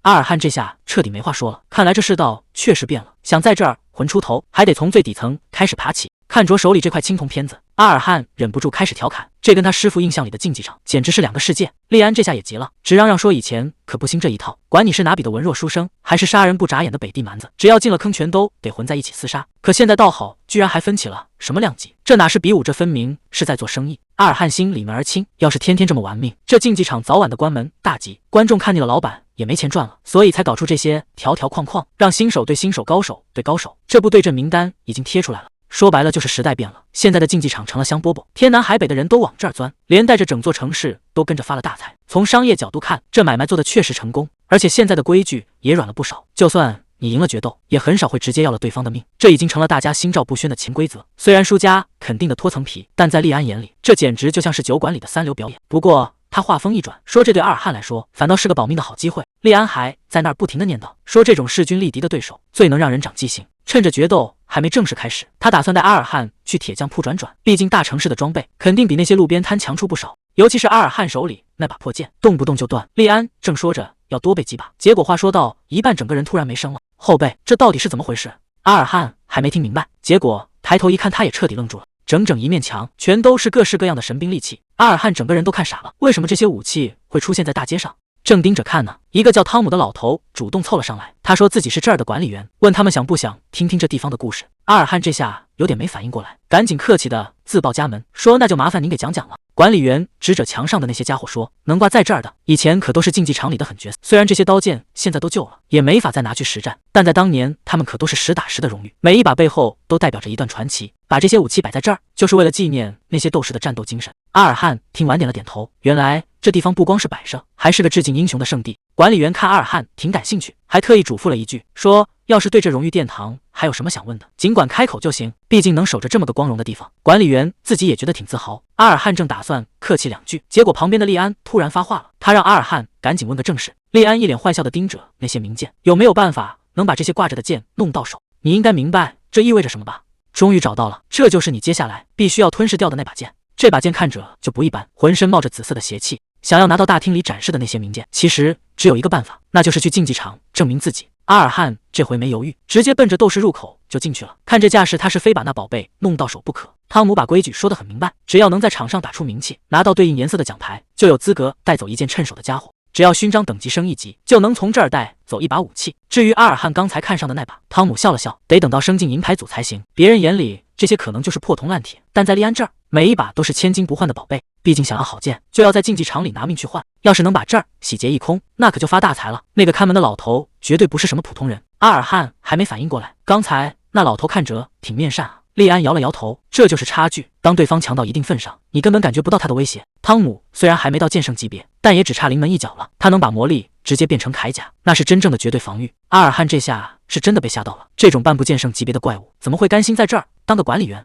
利安看阿尔汉那副没见过世面的样子，随口解释了一句：“到了那种境界的高手，性格古怪点也正常。”利安赶紧打消了洗劫这里的念头，看来这发财梦的往后稍稍了。阿尔汉听得直翻白眼，还真动过抢劫的心思啊！利安没再跟他扯淡，话锋一转聊起了竞技场的规矩。虽然这里变了不少，但有个老传统一直没丢，那就是戴上面具，把外面的身份和名声全抛开，只作为一个纯粹的斗士去战斗。利安倒是挺中意这个规矩，只要不看脸，不管对面站的是谁，他都能毫无顾忌的出手了。旁边的黑衣人叫住了他，开口就问他在竞技场里用什么代号。阿尔汉一时间没反应过来，代号？这地方难道不能用真名吗？男人解释说，只要踏进这个竞技场，外面的身份就全是累赘，只有抛开过去，你才能成为一个纯粹的斗士。他让阿尔汉想一个能伴随他整个战斗生涯，并且让他感到自豪的名字。阿尔汉陷入了沉思，这个决定显然勾起了他一些深藏的回忆，那些关于传承和荣耀的往事一下子全涌了上来。男人听完嘀咕了一句，这名字还真没听说过，是哪本小说里的主角，还是哪个名不见经传的不过这都不重要了。老头最后送了他一句话，希望胜利能一直跟着你的脚步。阿尔汉迈步走向赛场，外面的阳光晃得人睁不开眼。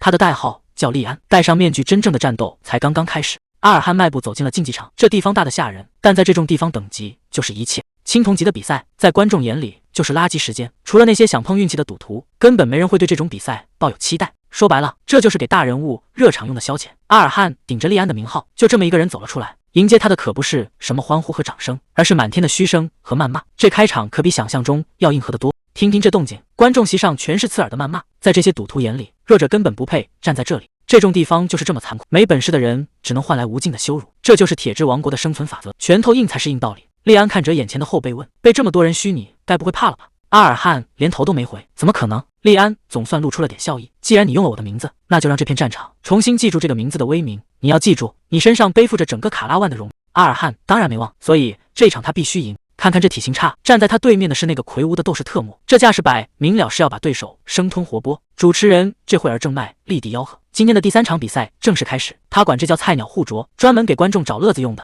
没名气，没长相，没战绩，这就是个纯纯的新兵蛋子。主持人指着阿尔汉大喊，让我们欢迎这位竞技场新人利安。主持人还在那儿疯狂带节奏，说阿尔汉这次遇到的对手是个从出道起就没留过活口的狠角色，3连胜的战绩全是靠人命堆出来的，这就是巨人特莫，光是这体型就够让人心里发毛了。主持人高喊着要把这场对决献给女神，可这地方哪有什么神圣可言，全是赤裸裸的杀戮。特莫盯着眼前的阿尔汉，语气里全是轻蔑。利安，你这名字取得可真够烂的，小矮子。他说阿尔汉的声音听着就虚，连拔剑砍他都觉得是浪费。紧接着这家伙提出了一个极其侮辱人的建议，把那可笑的贱货面具都摘了，跟着我的掌声跳段舞吧，只要你肯当众出丑，我就大发慈悲饶了你这根细脖子。阿尔汉半天没吭声，最后憋出一句，我听说这里有个潜规则，大家一般不随便取人性命。这话一出，特莫直接笑喷了，闹了半天你就是仗着这虚无缥缈的规矩才敢大摇大摆走上台的。他猛地凑近语气，变得阴森恐怖，听好了小子，谁会在乎那种狗屁规矩？在特莫的老家杰尼亚山脉，规矩只有一条，输了的人必须得死。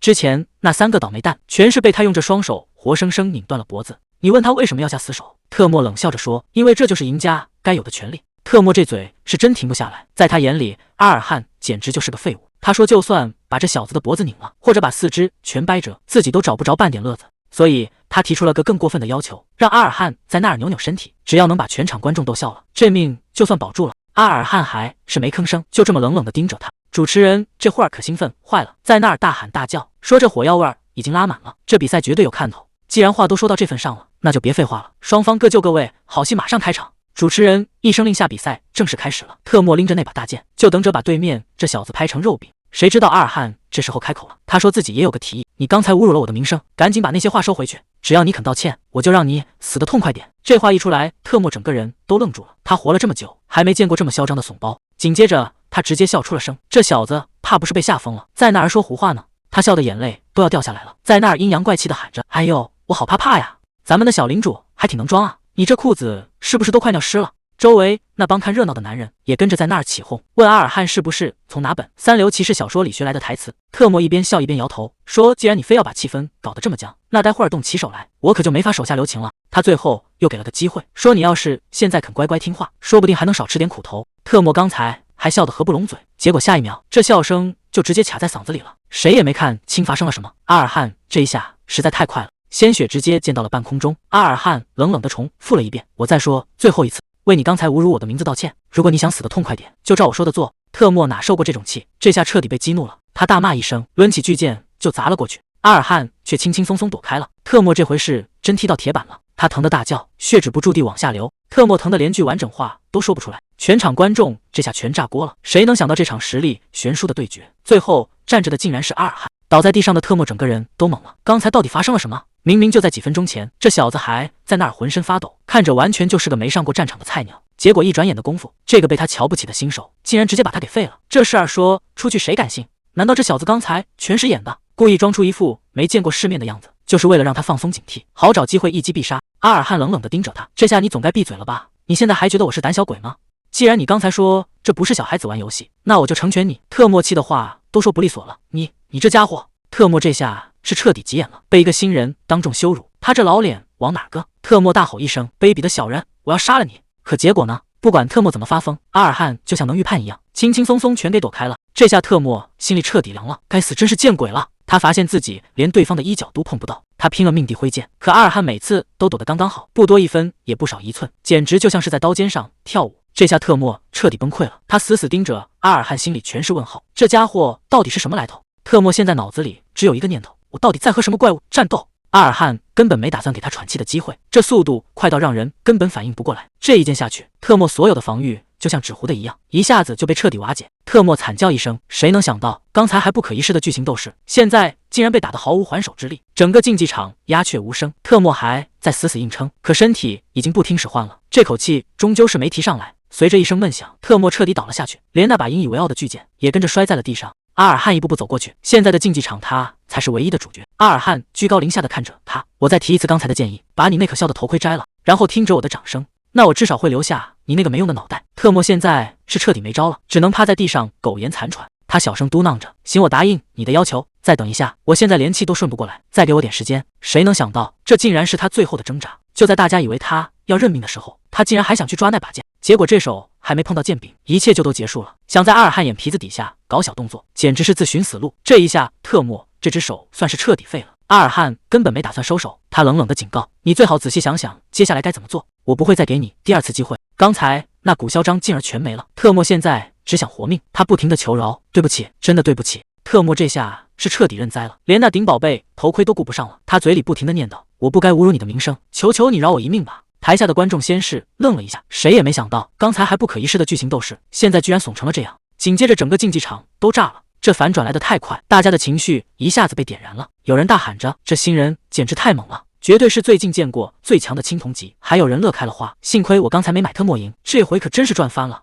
观众席上已经彻底疯了，有人当场就要把全部身家都压在这个新人身上，连名字都还没记全呢，就开始跟着大伙儿一起喊了：“立案！”这个名字现在响彻整个竞技场。汤姆在看台上看着这一切，心里也是五味杂陈。他早就看出来阿尔汉不简单，但头一回上场就能让全场观众这么疯狂，这确实有点出乎意料。汤姆感叹，看来这次是捡到宝了，认识了一个不得了的人物。不过他脸上的笑意很快就消失了，在这个吃人的竞技场，太出名可不是什么好事，过度的关注有时候就是致命的毒药。这不，暗处已经有人盯上阿尔汉了，那些大人物的算计可比台上的决斗要阴险得多。转眼几天过去了，竞技场的生活还在继续，但平静的日子总是很短暂。阿尔汉有点不敢相信自己的耳朵，他忍不住又确认了一遍：“不好意思，你刚才说什么？”柜台后的女人笑得合不拢嘴，她说：“立安选手，竞技场高层对你的评价非常高，所以打算给你一个符合你实力的特殊提议。这可是白银级的晋级赛，正常人得打多少场才能排上？他这简直是破格提拔。”女人接着问：“怎么样，有兴趣挑战一下吗？”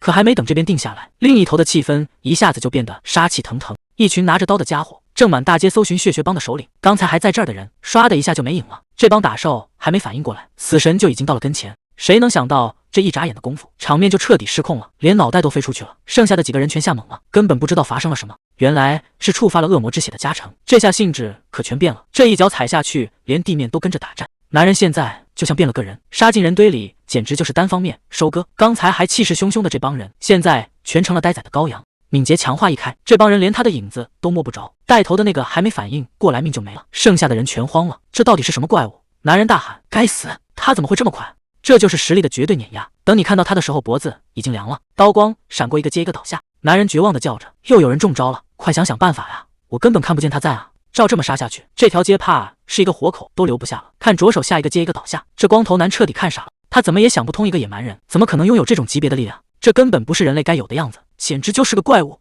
意识到情况不对，光头男赶紧冲后面大喊：“弩手，快把弩箭都给我拿过来！”手下虽然被吓得够呛，但也只能硬着头皮去办了。光头男这回是真急了，既然近战打不过，那就只能动用重家伙了。他在心里盘算着，就算他再快，杀完人总得有个停顿吧。只要他一停下来找下一个目标，那就是最好的机会。眼看着手下一个个倒下，包围圈越拉越开，男人的动作规律全被这光头男给看穿了。就在男人转身的一刹那，光头男大喊一声：“就是现在！”唰的一下重弩瞬间发射，这一箭直奔要害而去。男人刚解决完眼前的敌人，根本来不及防备，这支箭已经到了跟前，这下连反应的时间都没了，眼看就要被一箭穿心。光头男兴奋的大喊：“得手了！”距离上次首战才过去2天，阿尔汉这节奏带得飞起，连着又打了3场比赛，结果呢，全胜，而且每一场都赢得干脆利落，主打的就是一个效率。就在这时候，一个女人找上了他，还抛出了一个诱人的提议。阿尔汉心里直犯嘀咕，这到底是看中了他的本事，还是给他挖了什么坑？总觉得这事儿没那么简单。女人接着解释，晋级的条件其实特别简单，只要跟他们指定的人打一场就行。而且他还特意强调，阿尔汉根本不需要拼命，只要3分钟，只要能在比赛开始后撑过3分钟，就算他赢了。这听起来简直就是白捡的便宜。女人笑得那叫一个灿烂，直勾勾地盯着阿尔汉。这种好事儿可不是天天都有的。女人接着画大饼，说只要升到白银级，那对手可就完全不是一个档次了。当然，这出场费也是水涨船高，只要撑过这3分钟，大把的金币就全是你的。这买卖怎么看都不亏。他笑眯眯地看向利安，问他懂不懂这里面的含金量。可利安在一旁听出了味儿，这哪是白捡的便宜，这分明就是专门给新人设的局，也就是所谓的虐菜局。他说这地方从一开始就留着一个缺德的传统，这其实是个淘汰机制，专门针对像阿尔汉这种打法太精明、太有效率的新人。说白了，就是为了满足台下那些观众看人被按在地上羞辱的恶趣味。这哪是什么竞技赛，分明就是一场处决仪式，拿升职加薪当诱饵，把新人骗去给怪物当玩具。只要阿尔汉敢答应，接下来的3分钟绝对会变成他这辈子最惨的噩梦。利安这老头还算有点良心，他直接把话给挑明了，要是阿尔汉不想在大庭广众之下丢人现眼，最好现在就拒绝，反正以后还有的是机会，没必要非要现在往火坑里跳。他盯着阿尔汉问，你到底打算怎么办？这答案其实早就定了。阿尔汉连犹豫都没犹豫，直接把这活儿给接了。他说不管对面派谁来，他都照单全收。2天时间一晃而过，竞技场那边终于公布了名单，名单上的对手终于露脸了，外号叫黑色新娘，这可不是一般的硬茬子，人家是名牌学院毕业的高材生，在白银级里从来没输过，是真正的践行者强者。那种学院可不是谁都能进的，那是专门给天才准备的精英通道，只要能拿到那张毕业证，直接就能当上正式骑士。说白了，对方跟我根本就不是一个维度的，不管是背景还是实力，全方位把我给碾压了。阿尔汉一边走一边提醒说，他查了一下这个黑色新娘，这女的名声可不太好，不仅实力强得离谱，关键是她那股子狠劲儿，在圈子里是出了名的。这女的下手极其狠毒，凡是跟她对上的，就没一个能全护着走下擂台。看来竞技场那帮老狐狸这次是动真格的了，专门找了这么个煞星来堵路。利安直摇头说，能在台上站够3分钟都算奇。聊到最后，这老头还不忘扎心，直接甩出一句，你这回是真的彻底凉了，换成别人早吓尿了。可阿尔汉却一点没当回事，就这，在他看来，这个所谓的黑色新娘再厉害，难道还能比那个叫佩特尔的怪物更强？虽说那人当时病得不轻，但那可是站在践行者顶端的男人。利安一眼就看穿了阿尔汉在想什么，他直接泼了一盆冷水，说之前那场战斗根本没有参考价值，佩特尔那是为了给他留面子，故意把实力压到了同一水平。可这次的对手黑色新娘绝对不会有这种仁慈，只要给他机会，他会毫不犹豫地取人性命。听完这些，阿尔汉反而冷静了下来，他很感谢利安能把真相挑明，让他看清了接下来的路有多难走。既然师傅在剑术上从不撒谎，那这一仗确实是九死一生。不过阿尔汉手里还攥着最后的底牌，那就是他胸口跳动的钢铁魔力心脏，这可是谁都不知道的变数，也是他敢去搏命的唯一本钱。阿尔汉心里正盘算着，如果只是撑过3分钟，那他手里的底牌绝对够用，只要能找到那个机会，这局就还有的打。可还没等他想明白，前面路中间就站了个不速之客，这人影往那一横，周围的空气都跟着变了味儿。对方不紧不慢地拉下兜帽，露出一张冷冰冰的脸。女人开口就问，你就是那个叫利安的小决斗士？这下全对上了，这就是利安说的那个煞星。阿尔汉发现自己完全察觉不到对方的气息，这说明眼前的女人实力远在他之上。那一头乌黑的长发，加上那把标志性的东方佩剑，身份已经呼之欲出了，她就是那个杀人不眨眼的黑色新娘。虽然心里没底，但阿尔汉很清楚，现在绝对不能轻易暴露身份。他故意装出一副听不懂的样子。阿尔汉问，什么小决斗士？你认错人了吧？面对这种拙劣的演技，女人连眼皮都没抬一下，她冷冷地回了一句，真是麻烦。既然废话没用，这女人干脆连装都不装了，手直接搭在了剑柄上。这下阿尔汉彻底没招了，他甚至没看清对方是怎么出手的，只觉得一股杀气扑面而来。这速度快得离谱，根本不是一个量级的较量。阿尔汉只能凭本能去挡，可即便这样，他还是慢了半拍。女人冷冷地丢下一句：“别浪费我的时间。”这速度快得简直不讲道理。阿尔汉还没来得及拔剑，对方就已经到了他身后。女人冷冷地开口：“不管是你刚才那一瞬间的反应，还是那把像针一样的细剑，都说明你就是我要找的人。想在我面前演戏，你还嫩了点。”看着阿尔汉紧绷的样子，女人倒是没急着动手。她说自己只是来谈个条件的。阿尔汉沉声问：“什么条件？”女人的回答干脆利落：“弃权吧，别为了这一场比赛把自己的命和前途都搭进去。”阿尔汉可不是被吓大的，他直接把话挑明了：“如果我非要继续参加比赛呢？你打算怎么办？”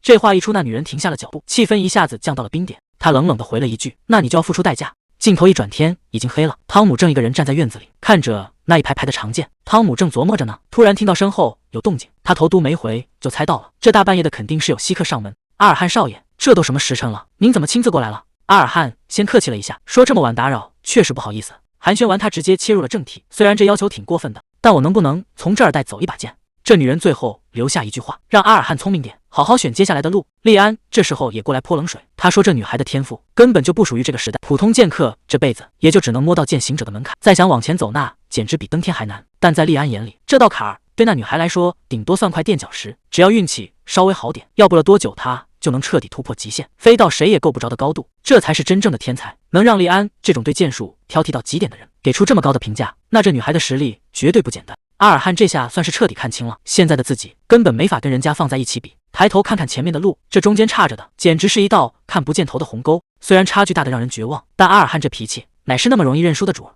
就算前面是刀山火海，他也打算硬着头皮闯一闯。利安在旁边看着，可没打算给他留时间伤感。这老江湖心里清楚，时间这玩意儿最不等人。既然决定了要走这条路，那就要赶紧动身，毕竟想追上那个天才，一秒钟都不能耽误。利安说的没错，想变强就要先找把趁手的家伙。阿尔汉这回是认真的，他直接找到了汤姆，开口就要拿走这大厅里的剑。这话一出来，汤姆整个人都愣住了，在这儿待了这么多年，他还是头一回听到这种要求。少爷，您这话是什么意思？汤姆半天没反应过来，毕竟这大厅里的剑可不是随随便便就能动的。汤姆直接开门见山问他是不是为了那场竞技赛，对手还是那个黑新娘。阿尔汉这才反应过来，原来这消息早就传遍了，毕竟这种级别的对决，谁都想凑个热闹。汤姆心里跟明镜似的，这明摆着是竞技场在耍阴招，想让阿尔汉这个刚起步的新人去给人家当垫脚石，所以他特意提醒阿尔汉最好重新考虑一下，毕竟那个黑新娘可不是一般的对手，她来自东大陆的中原，那地方可是出了名的怪物房，能从那儿杀出来的天才每一个都是狠色。这黑新娘可不只是出身好，人家在神庙学院那种怪物房里都能稳坐头把交椅，这天赋放眼整个大陆都是顶尖的，到了竞技场更是不得了，多少成名已久的斗士都在他手里，这才是货真价实的武学天才，根本不给对手留活路。汤姆转过头看着阿尔汉，语气缓和了不少，他说少爷你确实也是个好苗子，但现在去碰黑新娘就像是拿肉身去挡洪水，完全不是一个量级的。汤姆的意思很明确，先多打几场比赛攒攒经验，等以后翅膀硬了再去挑战也不迟。他甚至拍胸脯保证，只要阿尔汉肯等，以后绝对能打出一场更漂亮的翻身仗。可面对汤姆这一番苦口婆心的劝告，阿尔汉听完只是淡淡的回了一句谢谢你的建议，但他接下来的话让汤姆彻底没词。阿尔汉说我还是想去会会他，虽然还没交手，但光是听到对方的名号，身体就已经在本能的抗拒了，因为他很清楚自己面对的是一道根本看不见顶的巨浪。可作为一名信奉女神的斗士，如果因为害怕就选择绕道走，那这辈子都别想在武道上有什么长进了，这对他来说简直比输了比赛还要难受。所以哪怕这决定看起来再离谱，他也得硬着头皮走下去。阿尔汉特意跑来这地方，说是想借点勇气，好让明天的决斗能带上那些传奇前辈的斗志。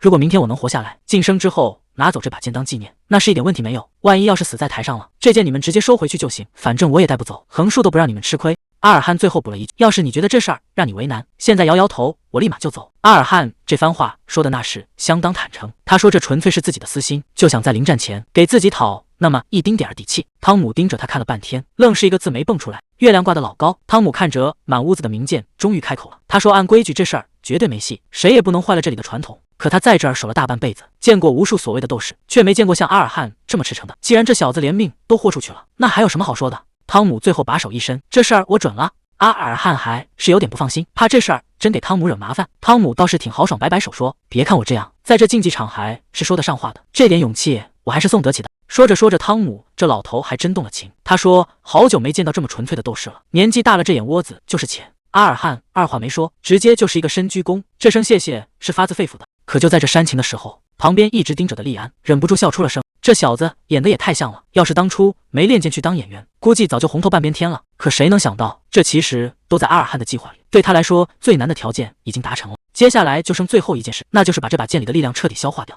转眼到了第二天，晋级赛的日子终于到了。整个竞技场都要被观众的欢呼声掀翻了，大家都在期待这场小斗士对战黑新娘的重头戏。就在这排山倒海的呐喊中，那个神秘的黑新娘缓缓走进了赛场。她看着手里的家伙，随口问了一句：“那个小斗士，你们居然让我去对付一个新手？”旁边的女人赶紧点头：“没错，黑新娘大人，而且主办方那边还有个特别要求，这要求听着就让人心里发毛。为了让观众看得更过瘾，他们想要阿尔汉的一条胳膊或者腿。”黑新娘听完这话，反问了一句：“你觉得我会答应这种无聊的要求吗？”对方看黑新娘不乐意，赶紧抛出了诱饵，只要她肯点头，就能拿到压箱底的宝贝。这东西可不一般，那是传说中东大陆的龙剑。为了这把剑，多少人连命都能搭进去。听到这3个字，黑新娘这下是真坐不住了。对方显然是有备而来，早就看穿了她的软肋。毕竟她之所以来当斗士，不就是为了找这把剑吗？对方一看黑新娘没说话，直接当她默认了，笑着说：“那咱们就成交，期待您接下来的精彩表现。”这确实是一个黑新娘根本没办法拒绝的条件。为了拿到那把龙剑，她只能接下这个差事。但她心里已经有了别的打算。作为一个活生生的人，而不是只知道杀戮的斗士，这就是她能给阿尔汉留下的最后一点仁慈了。看着对面走来的身影，她低声念叨了一句：“你终究还是来了，小斗士。”黑新娘缓缓握紧了剑柄，她说自己已经警告过很多次了，既然阿尔汉非要送死，那接下来发生的一切可就由不得他了。狠话还没说完，意外就发生了。谁也没想到赛场中心会突然炸开，这种规模的血红色气息，这下连对面的女人都懵了，这到底是什么鬼东西？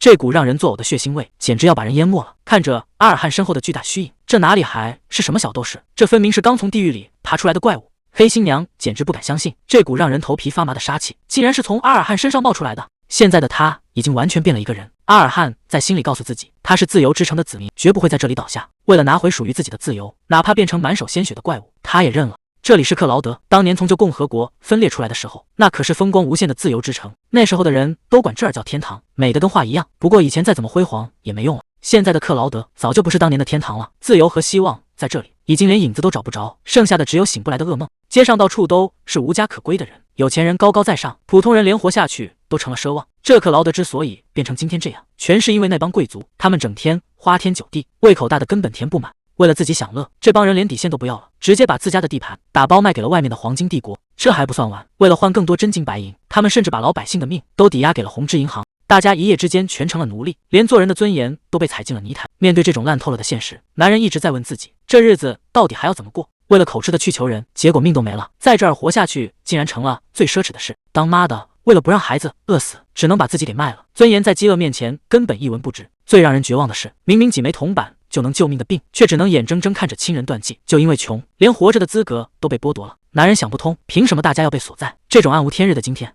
这种日子他是1秒钟都不想再忍了。他一直在找的答案，竟然是在这种地方发现的，就在克劳德的刑场中心那座冰冷的断头台下面。谁能想到他会被推到这上面？而所谓的罪名竟然只是袭击。事情其实很简单，一个喝醉的游客在大街上撒疯，对着他就是一顿拳打脚踢。这种日子他真的是1秒钟都忍不下去了。就在他动手反击的那一刻，他的命运也就此彻底改变了。在这座城市里，见点血根本不算什么新鲜事，可这次倒下的偏偏是个外乡人。这下事情彻底闹大了。为了平息那些大势力的怒火，总得有人出来顶罪。铡刀落下的那一刻，所有的公平和正义全都被切成了碎片。这就是杀鸡儆猴给全城看，哪怕死的是曾经熟悉的邻居，也没人敢流露出一丝同情。在这种地方讲仁慈就是自寻死路，谁要是心软，下一个上台的就是自己。原本以为外乡人的报复会接踵而至，整座城都要陷入惨叫和混乱，结果到了第2天，街道上竟然出奇的安静，别说惨叫了，连个大声说话的人都没有。这种死一般的寂静一直持续了好几天，大家照常干活，照常走路。可这种和平怎么看都让人觉得浑身不自在，就像是暴风雨前的宁静。其实原因很简单，因为在这座城里，有些东西已经彻底变了。在外乡人眼里，原本那些唯唯诺诺的市民，现在全变了样。以前他们被当成奴隶使唤，可现在这些家伙就像藏起了獠牙的野兽，随时准备扑上来。这种压抑到极点的反抗，让原本高高在上的外乡人第一次感到了害怕。其实大家心里都明白，只要豁得出去，身上那些看不见的枷锁根本就困不住任何人。就在这一刻，一个疯狂的念头彻底占据了脑海。其实在这场混乱里，谁也别想把自己撇干净，大家全都是帮凶，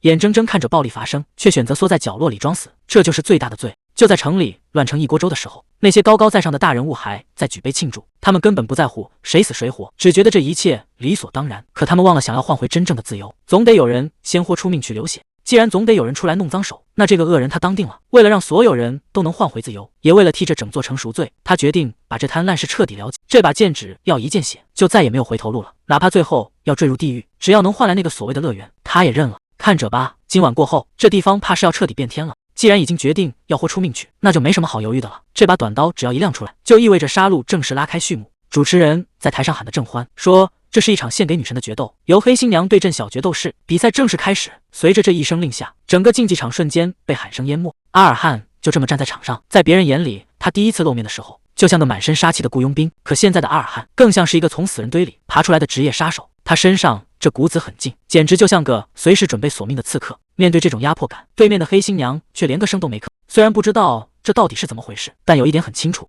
这不会改变任何东西。黑新娘一上来就没打算留活口，这速度快得连残影都快看不清了。本以为他这一下能稳操胜券，结果阿尔汉硬是凭着本能在死神眼皮子底下溜了过去。这下连黑新娘都懵了，他怎么可能躲得开？按理说这种强度的攻击，他根本连反应的时间都没有。现在的阿尔汉简直就像彻底换了个人，连对手都感觉到了，这根本不是正常的进化速度。既然已经到了这一步，那就没必要再藏着掖着。这步子一迈开，速度比刚才还要快。这一记硬碰硬，动静大的简直要把地皮掀了。黑新娘突然冷笑一声：“现在的你，连呼吸和动作都不属于你自己了，这到底是怎么回事？”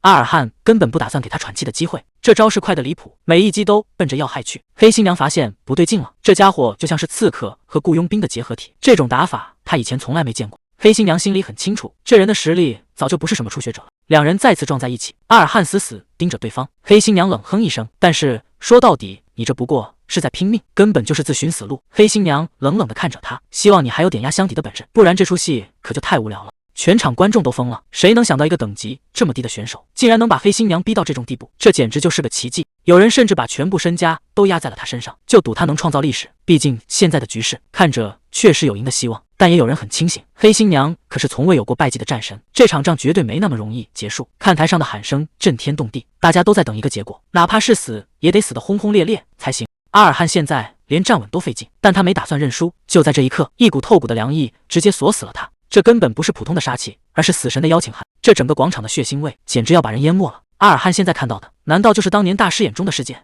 利安看着眼前的局面，缓缓开口：“一个是佣兵剑客，一个是杀人无数的刺客。虽然他们走的路完全不同，但他们手里的剑却有着同一个共同点。这些武器造出来就不是为了切磋，而是专门为了对付比自己更强的对手。这就是所谓的窒息之剑。在这个弱肉强食的世界里，想要活下去，就要有这种不要命的觉悟。对于你这种刚起步的新人来说，刺客这条路确实沉重的让人喘不过气。但你千万不能被这种压力吞了，你必须学会去理解它，去接受这种生活，然后把它彻底变成你自己的东西。”听完这些话，阿尔汉开始调整自己的节奏，随着这一呼一吸，原本混乱的气息竟然慢慢稳了下来。这种感觉就像是某种沉睡的力量正在一点点苏醒。阿尔汉终于找回了节奏。利安在一旁看得真切，看来你总算冷静下来了，但这才是真正麻烦的开始。刚才那几下交手，对方已经把你摸透了，在顶级高手眼里，你现在根本没有秘密可言。黑新娘接下来的进攻绝对不会再给你喘气的机会，她会用尽全力把你当成猎物，彻底撕碎。阿尔汉摆好了架势，可心里却很清楚，这地方空旷的要命，连个能躲的地方都没有，这下只能硬碰硬了。在这种一览无余的决斗场，刺客的优势直接没了一半，更别说对方现在死死盯着他，根本不可能再露出破绽。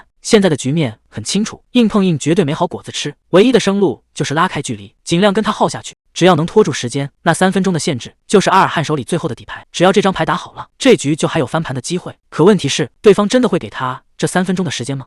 黑新娘冷笑一声：“没用的。”阿尔汉还没看清怎么回事，对方已经杀到了跟前。这一击下去，整个决斗场都跟着晃了一下。阿尔汉想拉开距离的计划，这下彻底泡汤了。汤姆在看台上叹了口气，看来这位少爷还是太小看践行者的真正实力了。他们能直接封死对手的退路，在这种绝对的压制面前，想跑根本就是痴人说梦。践行者的恐怖之处就在于他们不仅能强化攻防，还能从体内引出惊人的力量。这已经不是普通人的范畴了，而是真正的超人类。哪怕只是擦个边，那威力也足够让他吃不了兜着走。这下麻烦大了，两边的差距根本不是靠意志力就能弥补的。阿尔汉这下总算看清了，这根本不是一个量级的较量，这就是黑新娘真正的实力吗？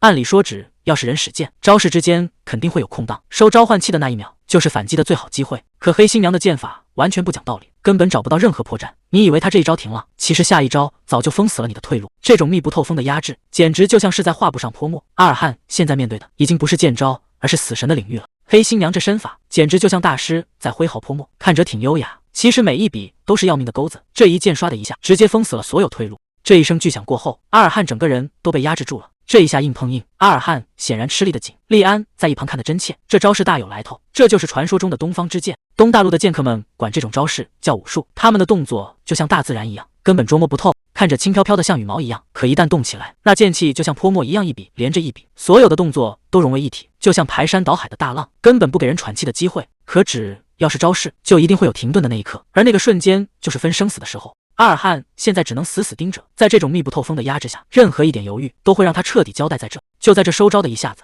是反击的唯一机会。黑新娘冷笑一声，抓到你了。这座城市表面看着挺气派，其实里子早就烂透了。在这儿想跟那帮当官的要自由，那简直就是拿命在开玩笑。这帮人根本不打算留活口，只要选了这条路，就要做好随时没命的准备。死神就在后边跟着，这日子以后怕是没法过了。刚才那一刀要是中了，男人现在已经没命了，他只能在这黑巷子里没命的往前冲。只要跑得够快，或许还能甩掉后边的人。可这路越跑越不对劲，周围近得让人发毛。结果最担心的事还是发生了，这根本不是什么出口，而是一条死胡同。跑了半天，最后还是撞进了死路。更麻烦的是，前面已经有人在等着他了。堵在死胡同里的男人，跟刚才那些小喽啰完全不是一回事。这种级别的对手，平时连想都不敢想，更别说现在还要跟他硬碰硬。男人心里很清楚，今天这道坎怕是真要交代在这儿了。男人这一剑劈下来，那是真打算把人给交代在这儿。在这种绝对的力量面前，男人根本没地方躲。可就在这节骨眼上，男人却发现了一点不对劲，眼前突然冒出来的这个小光点，到底是个什么东西？这种感觉太熟悉了，就像他以前钻过的那些老巷子，每次被逼到绝路的时候，那些巷子总能救他一命。这回这个奇怪的光点，会不会也是他的生路？谁能想到，这死胡同竟然成了他的跳板，这一脚借力，直接把死局给踢开了。男人不仅没被吓破胆，反而从他头顶硬生生杀出一条路来。就在这节骨眼上，男人的右眼刷得亮前光，这股突然觉醒的力量，连他自己都快按不住了。既然躲不掉，那就干脆给这招起个名字。男人冷冷的开口：“没错，就叫他圆环吧。”这一招圆环可不是闹着玩的。唰的一下，黑新娘还没反应过来，身上就已经挂了彩。阿尔汉这下狠得不行，完全没给对方留余地。血顺者渐渐往下滴，在那一瞬间溜进我的路。但你现在打算怎么办？他比我遇到过的任何一个都更压倒性。匕首的主人也曾与一位经验丰富的剑行者交手，黑新娘不仅躲开了致命伤，甚至还在那一瞬间完成了反击。这反应速度简直快得不讲道理。阿尔汉现在连动一下都觉得肋骨快要断了，刺客的那些保命手段现在一个都使不出来，胜算已经彻底归零了。这时候最理智的选择就是赶紧认输，只要能把命保住，以后总还有翻盘的机会。连台下的汤姆都觉得没必要在这儿死磕到底，可阿尔汉的手还是死死握住了剑柄。他真的甘心就这样结束吗？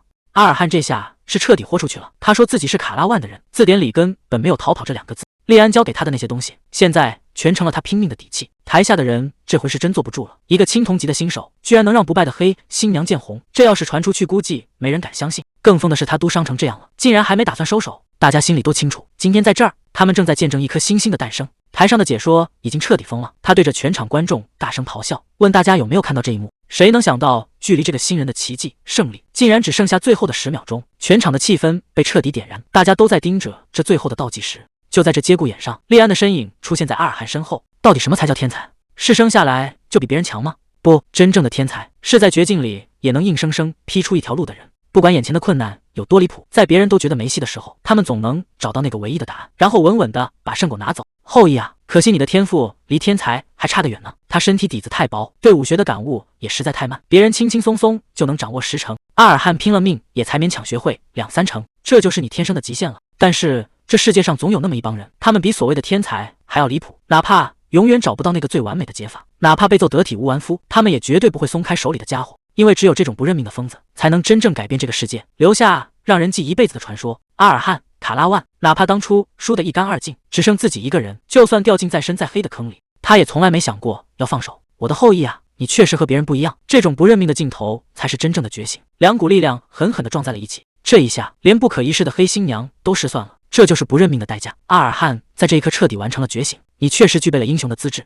觉醒后的这一剑，威力跟刚才完全不是一个量级。阿尔汉终于找到了那种感觉，原来这就是真正的力量吗？现在的他已经不再是那个任人宰割的新手了，这招式快得像在跳舞一样，连黑新娘都有些招架不住。他怎么也想不到，这小子的身体竟然能做出这种动作。本以为觉醒了就能翻盘，结果这一下还是没能躲过去。后羿，这次你还是差了那么一点，不过也别太难受了。利安在旁边看着，心里已经有了数。裁判扯着嗓子喊：“比赛结束！”全场都沸腾了。利安看着眼前的阿尔汉，你坚持住了，也挺过来了。裁判扯着嗓子大喊：“利安赢了！”这位小个子角斗士成了全场唯一的焦点。主持人扯着嗓子宣布：从这一刻起，这个小决斗士正是晋升白银级，全场观众都跟着疯了，这可是拿命换来的荣誉。阿尔汉虽然赢了，但这代价确实有点太大了。黑新娘就这么冷冷地站在他面前，果然，只要这剑一出鞘，想收手可就难了。有人管这叫天赋，也有人觉得这是疯了。其实说白了，这就是最纯粹的暴力。黑新娘这下是真的来劲了，这种让她兴奋的感觉，确实好久没碰到了。看折倒在地上的阿尔汉，黑新娘现在满脑子全是好奇，这个刚拿命换来荣誉的小决斗士，到底还能给她带来多少惊喜？就在这时候，黑新娘收到了幕后老板的指令，对方显然对现在的局面很不满意，直截了当地告诉他，这笔账现在结不了。男人在屏幕那头下了死命令，想要拿到梦寐以求的龙剑，就要按规矩办事，再给黑新娘最后一次机会，只要砍掉阿尔汉的一只手，当成战利品带回去，这桩买卖就算成了。男人在那边疯狂催促，让黑新娘赶紧动手，别在那儿浪费时间。看着到在血泊里的阿尔汉，黑新娘这下真的被逼到了死角，一边是唾手可得的神兵利器，一边是这个让她产生好奇的少年，这剑她到底能不能挥得下去？黑新娘冷冷地收起长剑，这帮唯利是图的家伙真是让人恶心透了。看来这地方确实不宜久留，还是先消失一段时间比较稳妥。可就在他准备离开的时候，周围的气流突然变得不对劲了，一股强大的能量唰的一下在场中炸开，黑新娘整个人都愣住了，这股气息怎么会这么熟悉？她甚至开始怀疑是不是自己出现了幻觉，这种压迫感到底是从哪儿冒出来的？如果这不是幻觉，那这到底是个什么东西？利安就这么凭空冒了出来，这下连他自己都觉得意外，到底是因为阿尔汉这小子彻底晕死过去了，还是因为刚才那场架打得太玩命，才让他这个老家伙漏了响？结果利安发现黑新娘竟然直勾勾地盯着他。东方确实有些神力强大的萨满，能感知到灵魂，但这姑娘不仅剑法很连，这种本事都有，确实让人没法不服。黑新娘这下也彻底清醒了，眼前这根本不是什么幻觉，而且更要命的是，这老头的身份恐怕大有来。谁能想到，黑新娘一眼就认出了这东西，这明摆着就是传说中的星之剑。这玩意儿可不是谁都能练出来的，那是只有摸到剑道天花板的人才能拿到的剑圣勋章。只要是练剑的，谁没听过剑圣卡洛斯的名号？当年他靠着10把星之剑，直接登顶成了剑客里的天花板。可问题是，卡洛斯那才只有10把，再看看现在这满城的剑影，这数量简直多到让人头皮发麻。眼前的这个老头到底是什么级别的怪物？10把、100把，不，那是成千上万把星之剑，直接把整片天空都给遮死了。这哪里还是什么招式？这简直就是所有名剑的终点，万剑归宗也不过如此了。站在他面前的这个老头到底是个什么样的怪物？利安倒是挺淡定，他看着黑新娘说：“你心里那个问题的答案，现在告诉你还太早了。”不过利安也给了句准话，凭这姑娘的本事，迟早能摸到那个门槛。就在这一刻，这片万剑归宗的境地才真正露出了他的真面目。利安这就要走了，临走前他给黑新娘留了句话，说期待下次再见。雪允，这是他第一次叫他的名字。随后，这一代剑圣的残影就这么彻底散了。这背后藏着一个古老的传说：当一个人的剑道境界真正触及天顶，他就会羽化登仙，去往那个传说中的仙境。那里住着的都是真正的强者，也是所有剑客梦寐以求的终点。最重要的是，那些先走一步的故人都会在那儿等着重逢，在那片极乐之地，剩下的只有永远的安宁。黑新娘这下彻底信了，原来那个古老的传说竟然全是真的，那个地方真的存在，就在那片云端之上，住着真正的剑神。随着利安的离去，这场震撼人心的神迹也慢慢落下了帷幕。画面一转，回到了竞技场，在安静的恢复室里，一个声音突然响了起来，打破了这里的死寂。阿尔汉还没从刚才的震惊里缓过来，他盯着眼前的女人问：“你这话到底是什么意思？”雪允这回没再隐瞒，直接爆出了自己的真名，还丢出了一个重磅炸弹。他说以后想跟着阿尔汉走，这可不是在开玩笑。雪允的目标非常明确，他要亲眼见证剑道的终点，而待在阿尔汉身边，就是达成目标地唯一捷径。他一脸认真地问：“你愿意答应吗？”阿尔汉这下彻底懵了，这女人到底在打什么算盘？明明实力比自己强那么多，怎么突然就要倒贴了？就在他怀疑这是不是陷阱的时候，门口突然传来一个声音，让他别这么紧张，说这一切都是顺理成章的事。说话的不是别人，正是利安。他告诉阿尔汉，昨天雪允其实已经发现他了。就在阿尔汉晕过去的时候，他察觉到了利安的气息。雪允那是直接被利安给迷住了。利安还挺得意说，这事儿一点都不奇怪，以前那些玩剑的光是看一眼他的影子，就要死心塌地跟着他。不过利安说着说着，语气突然沉了下来。他说有时候他忍不住感到一丝难过。他说像阿尔汉这个年纪，本该去感受生活的美好，和喜欢的姑娘在林子里散散步，而不是像现在这样整天在死人堆里打滚。这种被鲜血和仇恨缠上的日子，一旦陷进去就再也回不了头了。利安的语气变得异常严肃，他说既然已经选了这条路，那就要把所有的后悔都扔掉。一个总是回头看的人，在剑道上是走不远的，因为现在的阿尔汉已经不再是那个单纯的少年了，他是背负着整个家族血债的复仇者。利安把选择权交给了阿尔汉，让他自己去衡量这个雪允到底够不够格。阿尔汉心里很清楚，这可是一个连师傅都认可的天才，而且对方还对自己挺有好感，这种好事上哪儿找去？雪允说跟着他能达成目标，但对阿尔汉来说，这又何尝不是一个机会？有这么一个顶尖高手在身边，绝对能把他逼到极限，让他变得比现在更强。阿尔汉终于下定了决心，他不再称呼对方为黑新娘，而是认认真真的喊出了她的名字雪允。他正式报上了自己的名字，说欢迎黑新娘成为他的邻居。雪允听完也笑了，说接下来的日子就请多关照了。马车晃晃悠悠的走在路上，阿尔汉突然打破了沉默，说接下来的话可能有点怪，但有些事必须得先说清楚。他让雪允千万别往心里去，说自己身上有些难言之隐，实在没法跟外人透露。结果他憋了半天，竟然冒出来这么一句，他说我没法当你的男朋友。这话一出来，气氛直接僵住了。阿尔汉还在那儿自顾自的解释，说他知道雪允没那个意思，但毕竟孤男寡女，谁也说不准以后会发生什么，所以得提前打个预防针。雪允听完一点没生气，反而觉得他考虑的还挺周全，但这心操的确实有点多余了。他直接把话挑明了，说你根本就不是我的菜，这种事儿这辈子都不可能发生。阿尔汉当场就没声了，原本还担心人家赖上他，结果小丑竟然是他自己。雪允甚至还补了一刀，开始细数自己喜欢的类型，个子要高，肌肉要厚，反正跟阿尔汉是半点不沾边。雪允这嘴是真不饶人，他说自己最讨厌瘦弱的男人，觉得阿尔汉看着就一脸怂样，要是真跟人起了冲突，估计他肯定是先道歉的那一个。虽然这性格没啥大问题，但确实不是他的菜。最后他还故意问了一句，要不要再多听点。阿尔汉这下是彻底老实了，赶紧摆手让他打住，再说下去这自尊心真就碎了一地。雪允看火后差不多了，也就没再继续扎心。他想起阿尔汉之前提过村子，就顺口打听了一下，除了他还有谁住在那儿。阿尔汉这才缓过劲来，说最近刚搬来一位骑士，觉得雪允跟那个人应该能挺聊得来。那位骑士可不一般，不仅身手了得人品，更是没话说。在他嘴里，这人简直就是完美的化身，性格好的不得了，是个打心底里善良的人。可谁能想到，阿尔汉口中这位大善人，此刻正站在死人堆里，脚下全是刚断气的尸体。两人这会儿已经进了卡拉万的领地。阿尔汉看着雪允那点行李，忍不住问了一句：“你就带这么点东西？”雪允倒是挺洒脱，他说平时习惯了，一把煎一天的口粮，这就足够了，缺什么路上总能弄到。阿尔汉听完点了点头，但雪允发现他身上好像多了点新家伙，在竞技场的时候，他明明只有一把剑，现在又多了几把匕首。阿尔汉有些支支吾吾，说上次打架把剑弄坏了，正好趁机会多弄了几把备用的。阿尔汉这会儿心情不错，升到营级之后，这出场费确实涨了不少，正好把心心念念的护甲给换了。不愧是冶金之城费尔玛，这装备的成色确实没得说，就是这价格，让他现在想起来还觉得肉疼。利安在旁边听不下去了，直接对了他一句：“越是没经验的新手，就越得靠这些装备保命，嫌贵也得买。”紧赶慢赶，两人总算是到了地方。阿尔汉指着前面的房子说：“这就是他住的地方。”雪允这下彻底看呆了，这哪是什么普通民宅，分明就是一座大豪宅。刚到家门口，阿尔汉就撞见了最惨烈的一幕，佩特尔就站在那堆尸体中间，语气平淡的像是在问候家常。他说：“刚回来啊，阿尔汉少爷。”佩特尔一边咳血一边解释说：“刚才来了几个不速之客，还没来得及把院子打扫干净，都伤成这样了。”他居然还在操心礼数够不够，盯着阿尔汉身边的女人看，猜到这就是之前提过的新邻居。佩特尔还想撑着客套几句，说第一次见面就让客人看笑话，实在是太失礼了。阿尔汉赶紧冲上去扶住他，别说这些没用的了，先喘口气，歇会儿吧。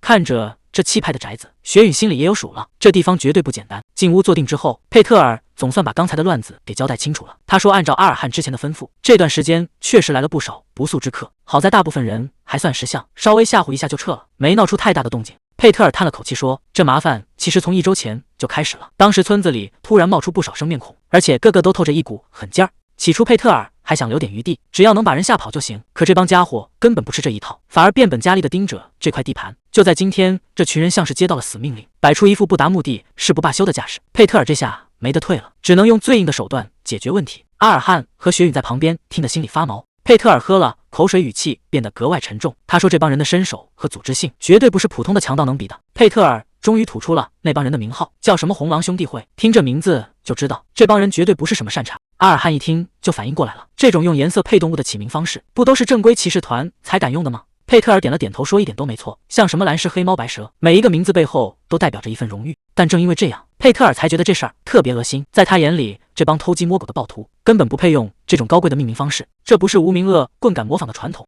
这也是我们必须对这群人保持警惕的又一个理由。阿尔汉一脸不解，雪允解释说，敢这么明目张胆的坏规矩，无非就2种可能，要么是这帮人的规模大到没人敢管，要么就是他们的头儿强到了离谱程度，强到根本没把正规骑士放在眼里。在他看来，所谓的骑士荣誉不过就是个可以随便踩在脚下的笑话。利安在一旁听着，心里那股不安的感觉越来越重，这事儿越听越不对劲，听起来像是专门为阿尔汉准备的宴会。利安还让他这个后代亲手把那帮红狼兄弟会给解决掉，而且必须是一个人去。阿尔汉这下头大了，这帮家伙连佩特尔都敢偷袭，实力到底有多深谁也不知道，现在让他去单挑一整个组织，但利安可不管这些，在他看来，好钢就要靠重锤敲出来。他说这可是彻底掌握那股力量的绝佳机会，只要能一个人扛下这桩麻烦，以后就不用再模仿谁了。他能真正走出一条属于自己的路。阿尔汉犹豫了一下，还是开口问了句：“佩特尔先生，我有个问题，强盗的藏身处，你听说他在哪里了吗？”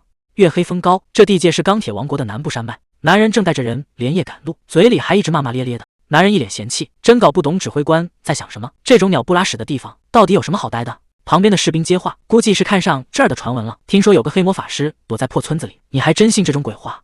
男人冷笑一声，那地方就是个快塌了的鬼村，什么油水都捞不着，还是上个村子爽啊。想起之前的事，这俩人就开始兴奋了。指挥官把男的都宰了，只留下那些女人，让他们在那儿快活了好一阵子。男人越说越起劲，要是能一直待在那儿，老子现在起码能有10个老婆。光是想想之前那些破事，他就兴奋得直流哈喇子。他一边走一边抱怨，这鬼地方真是1秒都待不下去，太久没碰过女人，他觉得自己快到极限了。男人扭头问旁边的士兵，你难道不这么觉得吗？结果话音刚落，一道黑影唰的闪过，男人还没反应过来，身边的同伙就直接没了命。走在后面的士兵举起火把，发现前面突然没动静了，还纳闷地问了一句，喂，小鬼怎么不说话了？等他走近一看，整个人都傻了，刚才还活蹦乱跳的同伴，现在已经成了地上的尸体，到底是谁干的？这速度快得离谱，士兵连人影都没瞧见，就直接栽在了树林里。他现在满脑子都是那个传闻，难道这鬼地方真有黑魔法师？还没等他爬起来，阿尔汉的剑已经架在了脖子上。大半夜打起火把，是生怕别人找不到你们吗？一点防备都没有。看来这些当手下的确实没什么真本事。阿尔汉没打算废话，手起刀落，连惨叫的机会都没给。阿尔汉死死捂住士兵的嘴，根本不给他求救的机会。他轻声说了句：“嘘，把声音咽下去吧，我可没兴趣听垃圾的惨叫。”这名士兵彻底被吓破了胆，他怎么也没想到，传闻中恐怖的黑魔法师竟然只是个孩子。可这孩子的眼神让他感觉比魔鬼还要可怕。阿尔汉手上的力道又重了几分，他盯着眼前的猎物，语气平静的让人发毛。如果你还想保住你的脚踝，就老老实实配合我。画面一转，时间回到了不久前。佩特尔大声质问：“少爷，您刚才说什么？您真的要打听那帮强盗的巢穴？”阿尔汉淡定地回答：“你没听错，佩特尔先生。如果能顺便弄清楚他们的战斗风格和习惯，那就更好了。”佩特尔整个人都傻了，半天说不出话来。他最后确认了一遍：“您真的打算一个人去把他们全灭了？”阿尔汉没有回答，只是沉默地看着窗外。这事儿他已经下定决心了。佩特尔这下是真急了，直接拍着桌子吼了起来，说：“阿尔汉简直是在胡闹，干嘛非要去送死？在他看来，守住村子才是最稳妥的。既然那帮强盗得罪了骑士团，迟早会有人来收拾残局，根本轮不到阿尔汉去拼命。”可话还没说完，佩特尔这身体就掀掉链子了，一阵剧烈的咳嗽让他连站都站不稳。雪允赶紧上前扶住他，佩特尔缓了半天还是不肯松口。他太清楚那帮强盗的底细了，这帮人绝对没那么简单，手里肯定憋着什么坏水。他求阿尔汉千万别冲动，可阿尔汉这脾气，一旦决定的事，谁也拉不回来。他只留下一句对不起，就直接转身走了。这汤浑水他非烫不可。画面一转，回到了现在的树林里，刚才还嚣张的士兵现在已经彻底没了动静。刚解决完杂兵，利安就悄无声息地出现了。他看着地上的尸体感叹：“看来你已经完全适应铁之王国的生存法则了。”阿尔汉头都没回，直接把剑收好。他说自己只是不想留下任何后患。利安却没打算放过他，语气变得严肃起来。他说：“根据情报，这次的对手可不是一般的强，那家伙外号叫丧家之犬，是个背叛了誓言的逃亡骑士。更麻烦的是，他还是个真正的践行者。”阿尔汉听完并没有表现出退缩，他说自己已经输给过这种级别的对手2次了。利安看着眼前的少年，想知道他是不是真的怕了。阿尔汉冷笑一声：“当然不，输过不代表会一直输。”他头也不回地走向林子深处，身后只剩下一地狼藉。画面一转，屋里的佩特尔情况很糟糕，那块沾血的白布看着就让人揪心。他躺在沙发上，意识已经开始模糊，记忆却不由自主地回到了很多年前。那时候的他还是个意气风发的骑士。眼前的女人笑着问他：“你就是我以后的护卫骑士吧？”他说：“大家都觉得佩特尔是个值得托付的人。”这种评价在那个年代可太难得了。一个永不背叛、全身心效忠领主的骑士，这才是他想要的。从那天起，佩特尔就把这4个字刻进了骨子里。可谁能想到，这份沉重的忠诚，最后会把他折磨成这样？那把声音还在继续，求他像骑士小说里那样永远守护在身边。佩特尔猛地惊醒，这梦做得太沉了。旁边的雪允冷冷地提醒他：“醒醒吧，骑士，家里来客人了。”佩特尔这会儿连站起来都费劲，他心里正烦着呢，偏偏赶上身体最差的时候。结果雪允说话更扎心，他说：“就算你现在活蹦乱跳，结果也差不了多少。”这话什么意思？佩特尔直接听懵了，还没等他反应过来，外面已经变天了。大象旗帜迎风飘，成群结队的重装骑兵正大张旗鼓地闯进领地。这群不速之客连门都没敲就闯进来了。领头的骑士居高临下，语气里全是威胁。他说：“你们2个给我老实交代，我们在找一只丧家之犬，你们知道他在哪吗？”而这个带头的男人身份可不简单，皇象骑士团副团长麦克。佩特尔把知道的都说了，这就是关于红狼的所有线索了。他试探着问了一句：大老远跑这一趟，难道是为了彻底铲除那帮土匪？麦肯直接承认了，毕竟消息都传到首都去了，说黄象骑士团跑出来的丧家犬竟然在边境到处抢劫。更让人生气的是，那家伙居然还敢自称红狼，这简直是把骑士团的脸按在地上踩。不过麦肯对这情报并不满意，光知道在山里有什么用，连个具体位置和规模都搞不清楚，这仗还怎么打？佩特尔还在那客气，说自己没帮上什么大忙，可麦肯盯着他看了半天，越看越觉得这脸在哪见过。虽然跟记忆里不太一样，但麦肯还是认出来了，这不就是当年的学长佩特尔吗？这一想起来，当年的那些传闻全对上了。那时候的佩特尔可不简单，甚至还有自己的专属称号——青鹿佩特尔，那可是出了名的忠诚骑士，只要是领主的命令，他从来没有失手过。可谁能想到，曾经那个正义骑士的模范，现在竟然落魄成这样？麦肯这嘴是真的毒，直接撕开了佩特尔最疼的伤疤，说他辛辛苦苦效忠一辈子，结果生了场病，就被主子像扔死狗一样扔了。这还没完，麦肯甚至打算把这事当成笑话带回首都去宣扬。看着佩特尔一直盯着自己，麦肯骑在马上居高临下，问他是不是觉得后辈没给面子，心里不痛快。佩特尔支支吾吾半天，终究还是没敢反驳。麦肯冷笑一声，觉得佩特尔这是在嫉妒他，嫉妒他现在如日中天，而曾经的英雄现在只剩下一口气在硬撑。麦肯这话是真扎心，他说要是佩特尔当年能突破境界，也不至于混成现在这副惨样。这就是在全盘否定佩特尔的努力，说他根本就没那个命，注定是个被时代抛弃的失败者。旁边的骑士们都在冷嘲热讽，这气氛压抑到了极点。眼看对方越说越过分，雪允实在是听不下去了，他刚想上前，却被佩特尔一把拦住。在这个铁质王国，实力就是唯一的法律，没本事的人只能低头。他让雪允别冲动，说自己一个人能应付得来。麦肯这嘴是真不饶人，临走还要损一句，说佩特尔身边有美女陪着，这辈子到死都不算亏。羞辱够了，麦肯也觉得没意思了，他调转马头准备去干正事。随着他一声令下，整个黄象骑士团全动了，他们要在天亮前翻过大山，去抓那个所谓的逃兵。看着这群人嚣张的离开，佩特尔就这么站在原地，一句话也没说。佩特尔自嘲的笑了笑，说自己这辈子就是太固执，到死都改不了这臭脾气。可他刚想消停会儿，脑子里突然闪过一个念头，佩特尔赶紧问：阿尔汉人呢？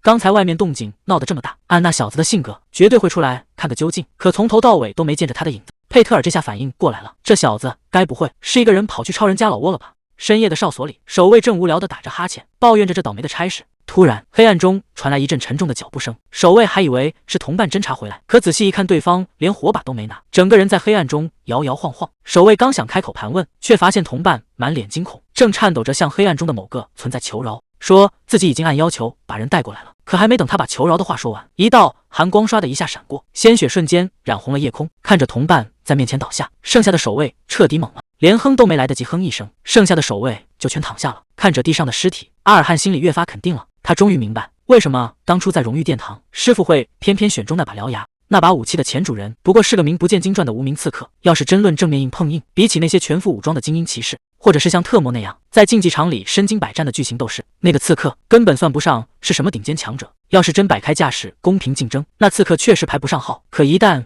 这不再是点到为止的比赛，而是你死我活的玩命，那这剧本可就要重写了。管你是用什么下三滥的手段，还是趁着对方放松警惕的时候偷袭，只要能把命留下，那就是真本事。看着这帮睡得跟死猪一样的守卫，阿尔汉心里很清楚，现在可不是讲武德的时候。他慢慢举起手里的短剑，片刻后，阿尔汉掀开帘子走了出来。谁能先锁死对方的喉咙，谁就能活到最后。刺客这辈子就只为了这一件事活着，他从来不信什么运气，更不会觉得赢是理所当然。哪怕胜算再大，他也会先假设自己会失败，然后再去想怎么赢。这种只求结果的打法，对他这种生性多疑的人来说，简直再合适不过了。这是一个守卫摇摇晃晃地走过来，守卫揉着脑袋，嘴里还嘟囔着：“喝得刚刚好，脑子总算清醒点了。”可他话音刚落，冰冷的锋刃就已经穿透了他的头颅，连惨叫都没来得及发出。这一招干净利落，没有半点多余的动作。阿尔汉看着手里的短剑，这把武器简直就是为他量身定做的。地上又多了一具冰冷的尸体，对阿尔汉来说，这不过是个开始。热身结束了，接下来该去收拾那只真正的野兽了。男人低声念叨着，血的味道。深夜的营地看着挺消停，可这安静的实在有点邪门了。男人刚进屋就傻眼了，这到底是怎么回事？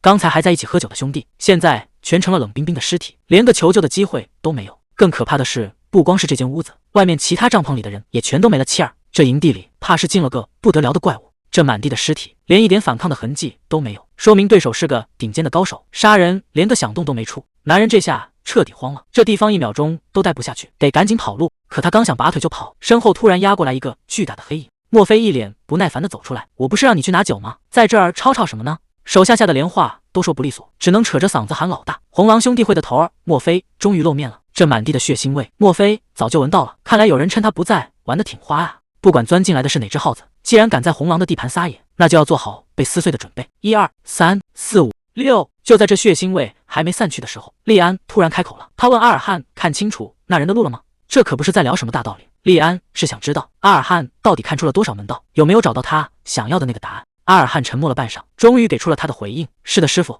我能杀了他。”这就是他找到的答案，也是他选的那条路。想要超越凡人的极限，核心就在这儿。只要让这股力量流遍全身，那身体素质就跟普通人完全不在一个维度。更有意思的是，把它释放出去，在你的领域里，任何风吹草动都藏不住，而且你的破坏力还会成倍翻涨。说白了，这所谓的路，既是你的第六感，也是杀人最快的兵器。所以一个人的路走得有多远，直接决定了他是猎人还是猎物。听说看一个人的路就能摸清他的底细，阿尔汉现在就在干这事儿。但这闯入者的水平跟佩特尔和雪允比起来，简直差得太远了。佩特尔的路那是无数分支汇聚成的铜墙铁壁，根本找不到破绽。雪允就更不用说了，他的路优雅又狂暴，就像是拍过来的惊涛骇浪，谁挡谁死。可眼前这家伙呢，数来数去竟然只有6个分支，这水平真的值得他这么警惕吗？就这水平，连那几条路都晃得厉害。说实话，很难相信这家伙居然能跟那2位排在同一个档次。利安倒是觉得这很正常，毕竟雪允是100年一遇的天才，而佩特尔就算带着一身病，他的剑术也依然是天花板级别的，能在他们2个手底下活命。阿尔汉确实已经做得很好了，但利安紧接着又提醒了一句：决定生死的可从来不是这些虚名。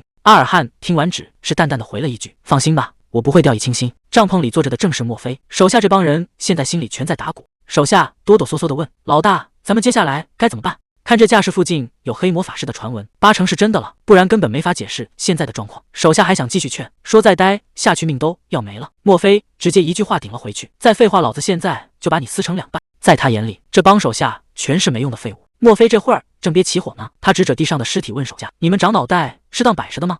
这哪是什么黑魔法？看这伤口全是奔着要害去的一刀流，就算是再厉害的黑魔法师也玩不出这种细活，更没必要这么干。这明摆着是职业刺客的手笔，而且从头到尾就只有一个人。手下这下彻底懵了，一个人就把咱们团灭了。莫非心里也犯嘀咕，对方居然能避开他的感知，这隐秘功夫确实了得。不过想跑也没那么容易。莫非直接放话把剩下的人全叫上，就算把这儿翻个底朝天，也得把那家伙给我找出来。他把重剑往地上一杵，直接对手下放了狠话：要是找不到那家伙，你们全都去喂狗，记清楚了吗？这帮手下哪敢说个不字，连滚带爬的跑出去搜人，生怕慢一步这脑袋就保不住了。等人都走干净了，莫非才开始琢磨，到底是谁派来的刺客？这种级别的杀手可不是一般人能请得起的，肯定不是那帮怂包干的。难道是上次那个村子里被他糟蹋过的女人的家属，还是说是那个被我随手灭掉的商团留下的余孽？莫非仔细想了想，死在他手里的人实在太多了，根本数不过来。不过这对他来说反而是件大好事，这说明接下来的日子不会太无聊了。莫非已经想好了，等抓到那个刺客，一定要先好好折磨一番，然后再顺藤摸瓜，把幕后主使也给揪出来。可他还没意识到，危险已经到了眼皮子底下，就在营帐门口，刚才还活蹦乱跳的手下，现在已经成了一具冷冰冰的尸体。莫非这下是真坐不住了，这哪是来偷袭的，这分明是在打他的脸。莫非二话不说直接冲出了营帐，可眼前的景象让他心里咯噔一下，刚才派出去追人的那2个，竟然也全交代在这儿了。到底是什么时候动的手？他竟然一点察觉都没有。更诡异的是，整个营地现在黑得伸手不见五指，原本烧得正旺的篝火竟然全被熄灭了。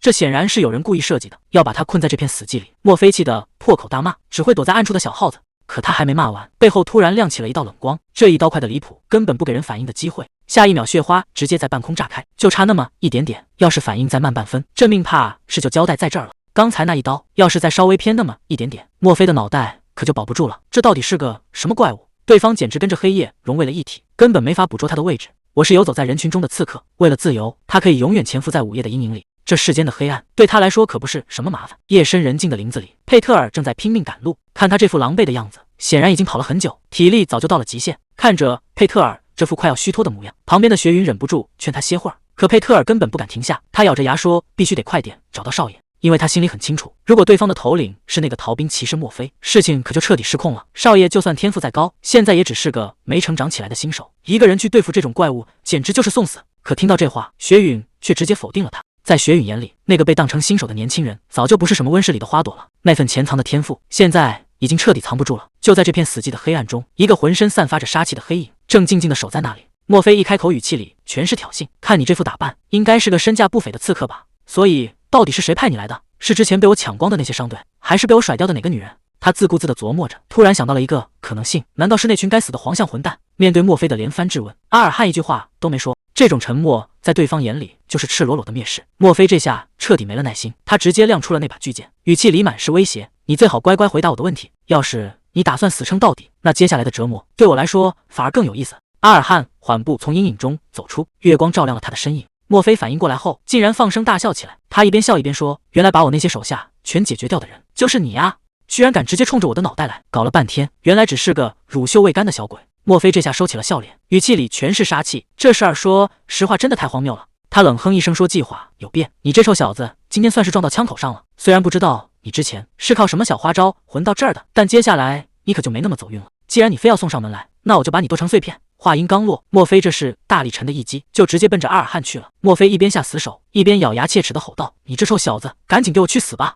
可就在这生死关头，情况却发生了意想不到的变化。既然黑暗已经成了盟友，暗红色的光芒一下子把死寂给撕碎了。墨菲这下彻底懵了，明明刚才还死死盯着，怎么一眨眼的功夫，阿尔汉人就不见了？还没等他反应过来，那道暗红色的光就已经结结实实的落在了他身。这一刀下去，墨菲根本没躲开，刚才还不可一世的巨汉，现在直接成了活靶子。阿尔汉的速度快得离谱，在黑暗的掩护下，这一击简直就是致命的。墨菲这下是真的急了，临死前还想骂两句，可这一刀根本没打算留活口。阿尔汉根本没想过要硬碰硬去抵消这股力量，而是让他直接消失了。就在这眨眼功夫，他直接钻进了防御的死角。墨菲这下彻底看傻了，这哪是在见招拆招，这简直是在他的招式里活生生捅出了几个大窟窿。其实在这么多任务里，我从来都不是更强的那一个，所以为了对付那些强到让人绝望的对手，我只能学会借用同伴的力量。而想要达成这个目的，第一步就是要反其道而行之。他不再躲藏，而是故意把自己的行踪露给对方，哪怕只是轻微的呼吸，或者是衣领摩擦出的那点动静，在这一刻都成了他引诱猎物上钩的诱饵。他要把自己留下的所有痕迹全都无限放大。巡逻兵们果然上钩了，他们死死盯着动静传来的方向。可就在这一刻，他却突然收手了。他要把刚才故意露出的破绽全部抹掉。刚才还活生生的人，唰的一下就没影了，只剩下火把还在那儿瞎晃悠。这下巡逻兵全傻眼了，明明刚才就在眼前，怎么一眨眼人就丢了？刚才还闹出那么大动静，现在突然一点声音都没了。这种极端的反差让这帮巡逻兵彻底乱了套，感官上的混乱最致命，他们现在根本分不清刚才看到的到底是真人还是自己产生的幻觉。在这片死寂里，任何一点细微的动静都可能成为致命的信号。这些巡逻兵还没反应过来，就已经成了刀下鬼。这就是他解决问题的方式，彻底融入这片黑夜。事情有点不对劲，这血流得太顺理成章了，就算对方是个没练到家的剑客，这场战斗也不该这么一边倒。难道仅仅是因为召唤了刺客的记忆吗？光靠这点本事，恐怕还做不到这种程度。如果那家伙还在隐藏实力，只要在对方出招之前直接锁死喉咙，这场战斗就彻底结束了。这一剑下去，动静大得离谱，连周围的空气都要被撕碎了。阿尔汉这一刀下去，本该是彻底了结，可谁能想到，眼前的对手根本不能用常理衡量，这简直就是头野兽。林子里又传来了动静，听着急促的马蹄声，显然是有人在拼命赶路。原来刚才那阵急促的马蹄声是这群全副武装的骑士。骑士一边赶路一边忍不住问麦肯：“对付一条丧家之犬，至于动用这么多人马吗？就算那家伙找了点帮手，拉起了一支强盗团，可以咱们现在的实力，这简直就是杀鸡用牛刀。”看来在他们眼里，这次任务不过是场单方面的屠杀。面对手下的不解，麦肯随口回了一句：“也许吧，但上头既然决定这么安排，肯定有他们的道理。可这手下还是转不过弯来，到底是为了什么非要搞出这么大动静？”麦肯听完冷笑一声，他说：“原因其实很简单，之前他们为了省事，已经偷偷摸摸派了6个精锐过去，本以为能神不知鬼不觉地把人解决掉，结果呢，这6个人全都有去无回，全被墨菲给收拾了，一个活口都没留下。”听到这儿，那个手下整个人都傻了。麦肯骑士接着往下说：“别看墨菲现在落魄的像条丧家犬，但真要论起杀人的本事，他就是头直觉惊人的野兽，只要被他盯上，基本就没活路了。”麦肯压低声音问了一句：“你知道他以前的外号叫什么吗？”这个名号背后的血腥味，隔着老远都能闻到。在他还是骑士的时候，这个名号就已经让敌人做噩梦了。狂战士，传闻他以前执行任务，面对刺客拼尽全力的一记杀招，墨菲连手都没抬，直接用牙死死咬住了刀刃。阿尔汉这下算是亲眼见识到了，这根本就不是人类该有的反应，这简直就是一头怪物。到底是什么样的怪物，能有这么恐怖的咬合力？这可是金刚打造的武器，在他嘴里居然跟饼干一样脆，咔嚓一声，刀刃直接碎成了渣。墨菲这声咆哮简直要把人的耳膜震碎，他现在已经彻底疯了。这一剑下来，那是奔着取人性命去的。原本平整的地面，唰的一下被撕开了一道深口子。阿尔汉这下彻底看清了，墨菲现在的路数跟刚才完全不是一个量级。刚才那一剑要是没躲开，他整个人就要被劈成2半。可还没等他喘口气，墨菲那只像磨盘一样的大手已经又扇过来了。这一下根本躲不开，墨菲这只手简直比攻城锤还要沉。莫非这只手还没拍下来，就被阿尔汉硬生生给截住了。这一剑不仅挡住了攻势，还直接扎进了那只怪兽般的大手，两股力量撞在一起，整片空地都要被这股冲击波给掀翻了。谁能想到阿尔汉这一剑下去，非但没把人逼退，反而彻底点燃了火药桶。莫非现在已经完全疯了，这种程度的伤对他来说根本就不算事，连动作都没停一下。刚才那一下，阿尔汉根本没能完全挡住，整个人被这股门力硬生生轰飞了出去。阿尔汉这回是真的到了极限，他大口喘着粗气，这怎么可能呢？以前莫非打架顶多算是路子野，可现在这架势明显已经不是人类的范畴了，这就是个彻头彻尾的嗜血野兽。这下莫非是彻底不当人了，他的身体强度已经到了一个离谱的地步，现在的他浑身上下都透着一股死气。利安看着眼前的怪物，告诉阿尔汉，这世上总会出现这种变异者，这种人的路子根本不是靠信念，全是靠纯粹的杀戮欲望，最后会变成野兽一样彻底发疯。虽然理智已经彻底烂掉了，但作为代价，他们换来了这种吓死人的力量。想拿下那个怪物，蛮干肯定是不行了。利安提醒阿尔汉，必须彻底消化短剑里的记忆，走出一条属于自己的路。阿尔汉扔掉手中的短刀，既然还没淬好火，那就靠实战来硬磨。莫非这一剑劈下来，阿尔汉根本没打算躲，这一声巨响震得周围空气都快炸了。现在的莫非已经彻底没了人性，喉咙里发出的低吼听着就像一头饿疯了的野兽。他这会儿已经彻底疯了，手里的重剑抡起来，那是擦着就伤碰着就死。阿尔汉只能拼了命地找空档，这种强度的压制，稍微慢一点命就没了。就在这千钧一发的时候，阿尔汉竟然直接钻到了莫非眼皮子底下。莫非这一嗓子吼出来，摆明了是要把人当场撕碎。这重剑抡得密不透风，根本没打算给阿尔汉留活路。现在想硬扛就是找死，只能在这密集的剑影里拼了命地找那一点点空档，全靠躲闪来拖延时间。既然伤不到你的骨头，那就先从皮肉开始下手。这一记重击下去，莫非那条像柱子一样的腿直接被豁开了一个大口子。这一记重击确实够狠，可莫非这头怪物竟然连晃都没晃一下。阿尔汉这会儿已经绕到了后头，他心里清楚得很，就算这身皮再厚，也肯定有能捅破的地方。这不机会一下子就来了，趁着莫非还没反应过来，这一道蓝光直接奔着死穴去了，目标就是那双发红的眼睛。谁能想到这么近的距离，莫非竟然能躲过去？阿尔汉这下彻底失算了，原本志在必得的一击，现在反而成了催命符。这头野兽根本没打算给对方留任何喘气的机会。阿尔汉这下彻底看傻了，这一招下来简直是奔着索命去的。阿尔汉这口血一喷，说明刚才那一下已经伤到了根本，还没等大家反应过来，这股狂暴的力量就彻底炸开了。刚才那股冲击力简直要把人撕碎了。阿尔汉死死按住胸口，这一下要是再重一点，他这辈子就交代在这了。仅仅挨了莫非一拳，整个人就彻底废了，这实力差距简直让人绝望。但匕首已经插入了莫非的左眼，他彻底被激怒了，大吼着要正面接下这一击。莫非现在完全疯了，虽然弄瞎了他一只眼，但这怪物的气息反而更凶了。阿尔汉心里很清楚，这家伙是越疼越强，只要挨上一下自己这条命就交代了。更糟糕的是，手里这把剑已经到了极限，随时都会崩断。本能一直在提醒他，现在撤退才是最明智的选择，留着命以后再说。可偏偏就是因为这样，莫非这疯子直接撞了上来，可阿尔汉压根没想过要躲。其实从这座城市丢掉自由的那天起，总得有人站出来流血，而他就是那个主动选了这条死路的人。他在费尔玛竞技场里一次次在鬼门关前打转，这种玩命的日子他早就习惯了。踩着血迹走到这一步，他终究还是被逼到了死角，这里没有退路，更没有能让他躲起来的地方。事到如今，他已经没什么能做的了。男人骑在马上，指着地上大喊，大家都看清楚了，这就是那个杀害贵族的屠夫，这就是反抗者的下场。他要让所有人把这一幕刻在脑子里，谁要是敢破坏规矩，下场只会比这更惨。别再反抗了，乖乖低头服从，这就是你们唯一的活路。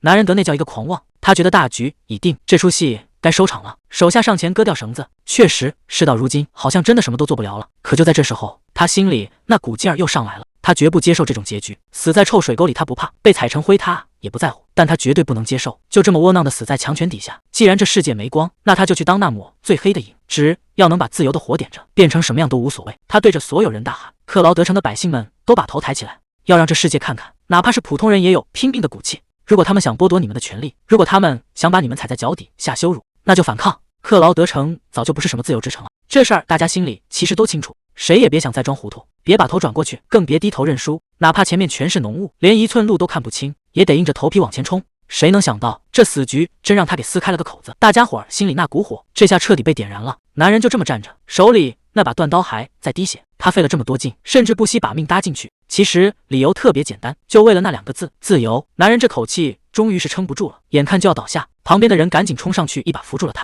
为了自由，原本唯唯诺诺的百姓，现在全成了不要命的战士。克劳德城积压了几十年的怨气，就在这一刻彻底炸开了。这一声声为了自由的呐喊，简直要把天给掀翻了。男人看着眼前这一切，轻声说了句：“没错，这是我们的人群。”就在这时，一股恐怖的红光唰的一下炸开了。阿尔汉站在风暴中心，莫非彻底陷入了狂暴，那双眼睛红得吓人，面对着深不见底的黑暗，阿尔汉接过了那份沉重的意志。既然路断了，那就由他来续上。这股蓝光刷的一下，整个局势彻底反转。莫非这下彻底傻眼了？他怎么也没想到自己引以为傲的道，竟然就这么碎了。阿尔汉这一刀下去，莫非已经投身分家？这场恶斗总算收场了。不可一世的莫非，现在只能像摊烂泥一样倒在地上。他还没断气，在那拼命倒腾最后几口呼吸，阿尔汉背对着他，手里的剑还没收回去。就在獠牙的记忆彻底融入身体的那一刻，阿尔汉整个人都不一样了。他终于看清了那个以前怎么都抓不住的东西。以前这道蓝光总是模模糊糊的，看着就在眼前，可怎么使劲都够不着。但现在这股力量再也藏不住了，直接贯穿了整个战场。就在那一刻，阿尔汉心里彻底透亮了，这不光是一股力量，更是他自己选的路。利安在旁边看着，虽然这股力量还很稚嫩，但从现在开始，阿尔汉终于能按自己的意志去闯出一条生路了。你现在已经正式跨过了行者的那道门槛，虽然这只是个起点，但现在的你已经比刚才那个怪物强出太多了。因为卡拉万的这条路，不管前面有什么挡着，都绝对不会拐弯。这就是所谓的钢铁之路。利安看着这股还没散去的余威，他说以前那些被这股气势折服的人，给这条路起了一个名字，就较劲界限。可帅不过3秒，阿尔汉直接一头栽倒在泥地里。利安低头看着他说，小子，现在的你还没资格为这点成就感到自豪。阿尔汉虚弱地问，师傅，为什么我一点力气都没了？利安解释说，这是强行透支力量的代价，你现在的身体还没练到位，却非要使出超越极限的招数。不过别担心，歇会儿就好了。比起这个，你更该担心接下来的日子。想成为真正的行者，地狱般的特训才刚要开始。利安说的没错，现在的阿尔汉确实才刚刚摸到门槛，离真正的强者还差得远。但他心里很清楚，这一步迈出去意义完全不一样了。以前跟佩特尔交手的时候，他只会笨拙地模仿别人的招式，但刚才那一击是他真正属于自己的东西。就在阿尔汉趴在泥地里回味这种感觉的时候，远处突然亮起了火光。阿尔汉少爷，真的是你吗？阿尔汉费劲地抬起头，发现赶过来的正是佩特尔和雪雨。阿尔汉愣住了，你们怎么找过来的？换个地方歇了会儿，这口气总算是顺过来了。阿尔汉把脸上的泥水擦干净，多亏了你，我现在脑子清醒多了。佩特尔在旁边憋了半天，终于还是没忍住。阿尔汉少爷，刚才发生的那些事，难道真的全是你一个人干的？你一个人就把这伙强盗全灭了？这速度快得简直离谱。阿尔汉挠了挠头，有些不好意思的解释，那个怎么说呢，其实就是运气好而已。佩特尔听完没说话，只是盯着阿尔汉看，他心里很清楚，这绝对不是运气能解释的。以前的阿尔汉确实有天赋，但刚才那一瞬间爆发出的力量已经完全超出了佩特尔的认知。虽然作为剑士，阿尔汉现在还有很多不成熟的地方，但刚才那一招已经足以让所有人闭嘴了。他原本觉得阿尔汉想要真正出头，还得磨练个好几年才行，可结果呢？一个刚入门没多久的新手，竟然把正牌的逃兵骑士给干掉了。这种事儿以前只听说过那5大家族的天才干得出来。佩特尔叹了口气说，行吧，也许真像你说的这只是运气好，但这运气可不是谁都能碰上的，毕竟不是每个人都能当上故事里的主角。佩特尔看着眼前的阿尔汉，心里总算琢磨明白了，自己大老远跑这一趟，原来是为了见证这一刻。阿尔汉听得一头雾水，佩特尔大叔，你这话是什么意思？佩特尔没打算多说，只是催着大家赶紧离开，说这地方待久了会有大麻烦。阿尔汉觉得奇怪，强盗不是都解决了吗？还能有什么危险？佩特尔提醒他，那个逃兵骑士背后的骑士团就在这附近搜捕，他们绝不会放过丢脸的叛徒。阿尔汉倒觉得无所谓，我帮他们清理了门户，他们不该谢谢我吗？雪允在一旁冷冷的开口，那些人的脑回路可没你想的那么简单，在他们眼里，你不是帮了忙，而是抢了属于他们的猎物。毕竟那帮骑士最看重那些虚伪的名声。阿尔汉简直不敢相信，这世上竟然还有这种歪理。就在这时，利安的声音突然响了起来，我早就警告过你，那帮练剑的家伙一旦缠上就没完没了，看来这回你必须亲自领教一下了。话音刚落，一股恐怖的气息直接炸开，整片林子都跟着晃动起来。阿尔汉这下彻底懵了，他怎么也没想到这帮人的动作竟然这么快。放眼望去，整整齐齐的一支骑士团已经把这里围得水泄不通。领头的麦肯盯着地上的墨菲，那眼神简直要把人生吞活剥了。到底是谁干的？在他眼里，墨菲虽然是个逃兵，但那也是他们骑士团的猎物，谁敢抢在他们前头动手，那就是在打整个骑士团的脸。他死死盯着眼前这几个人，最后问了一遍，到底是谁干的？麦肯冷笑一声，发疯的大象可不会讲什么仁慈，你们这群病样样的小鹿，要是再不老实交代，就等着被彻底踩碎吧。他猛地往前踏出一步，整片地面直接崩裂，这股冲击力让阿尔汉差点当场栽倒，光是站在这人面前就让人快要窒息了。阿尔汉心里很清楚，这家伙的实力恐怕还在佩特尔和雪允之上，简直就是个彻头彻尾的怪物。再这么耗下去，所有人都要被自己连累。就在阿尔汉打算豁出去，把事情揽下来的时候，佩特尔却抢先一步挡在了他身前。他语气平静地说了句：“人是我杀的。”佩特尔这番话简直像是在平静的水面丢了颗炸弹。他冷冷地反问麦肯：“怎么没听清我刚才说的话吗？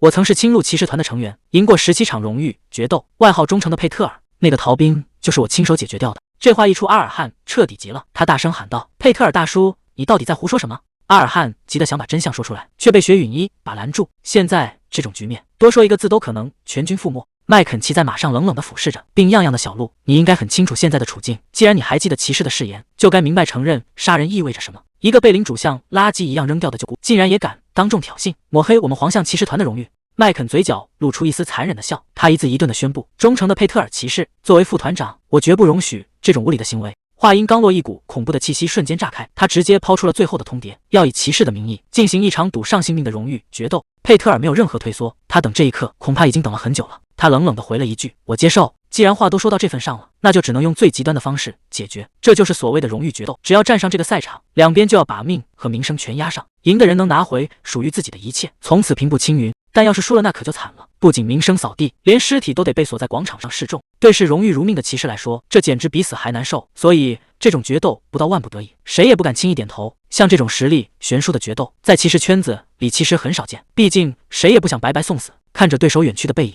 佩特尔一句话也没说，但他心里显然已经有了计较。阿尔汉在后面憋不住了，直接开口问他：你为什么要这么做？刚才那人露出的招式是绝对错不了的语义，那是践行者独有的标记，等级确实不能说明全部，但佩特尔现在的身体状况明摆着就是去送死。阿尔汉这下是真的急了，他当场翻起了旧账，当初是谁说想过安稳日子的？明明说好要隐姓埋名，结果现在倒好，非要把命和名声全搭进去，明摆着赢不了的仗，为什么非要去送死？只要现在开口退出，一切都还来得及。为了保住佩特尔的命，阿尔汉甚至想豁出去替他顶罪，只要他承认强盗是自己杀的，佩特尔就不用上场了。但这事儿哪有想的那么简单？佩特尔只是淡淡的回了一句：谢谢你，阿尔汉少爷，能这么为我着想，我已经很知足了。但对他这种人来说，有些东西比命和名声都重要，哪怕只有这一次，他也想挺直腰杆，不向恐惧低头，在强敌面前死战到底，这就是他选的路。佩特尔这辈子都在为了保护身边的人而活，就像那些骑士小说里的主角，哪怕明知到前面是死路一条，也许是老天爷看他太可怜，才给了他这最后一次机会，让他能像个真正的英雄一样去战斗。佩特尔笑着问阿尔汉：能不能让他最后再追一次吗？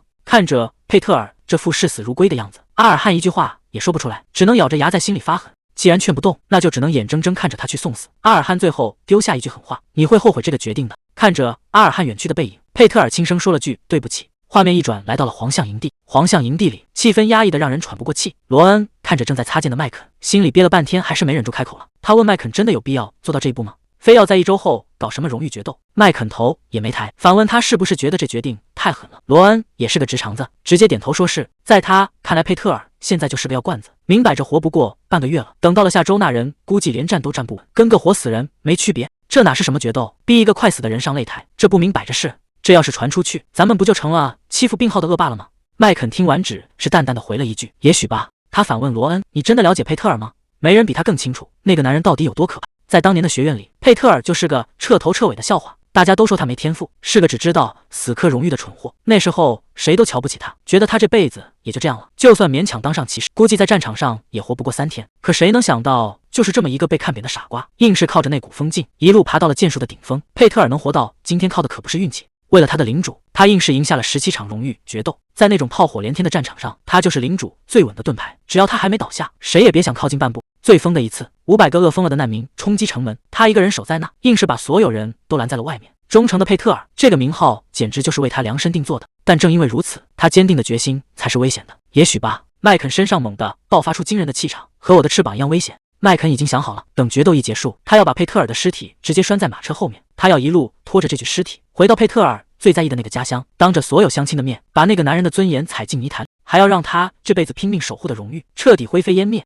他现在有个疯狂的预感，只要能亲手毁掉佩特尔，亵渎那个像钢铁一样的男人，他就能触碰到那个梦寐以求的境界。对他来说，佩特尔的命根本不值钱，他要的是踩着对方的尊严，让自己长出所谓的第2对翅膀。麦肯转过头，盯着一脸冷汗的路，问：你现在还觉得这场决斗什么都得不到吗？画面一转，来到了这栋安静的吓人的大宅子里。阿尔汉一个人躲在房间里，整个人看起来已经彻底陷入了绝望。就在这时候，利安推门走了进来，开口第一句话就判了死刑。他说佩特尔这次死定了。在利安眼里，不管佩特尔以前有多辉煌，是什么剑术大师还是资深骑士，在接下来的对手面前，这些名头根本没有任何意义。如果只是普通高手之间的对决，或许还能拼一拼命，但现在是行者对上了奔跑者，这已经不是靠努力就能弥补的差距了。在这种绝对的等级压制面前，佩特尔连1/1000赢的机会都没有。利安看着眼前这个快要崩溃的年轻人，语气里满是不解。他问阿尔汉为什么会对佩特尔那个骑士产生感情，明明最开始佩特尔只是他计划中要夺取宝剑的一个目标罢了。阿尔汉终于开口了，声音里带着压抑不住的情绪。他说，在佩特尔身上看到了自己父亲的影子，那个明知道对手强大到无法战胜，却依然选择死战到底，直到咽下最后一口气的男人。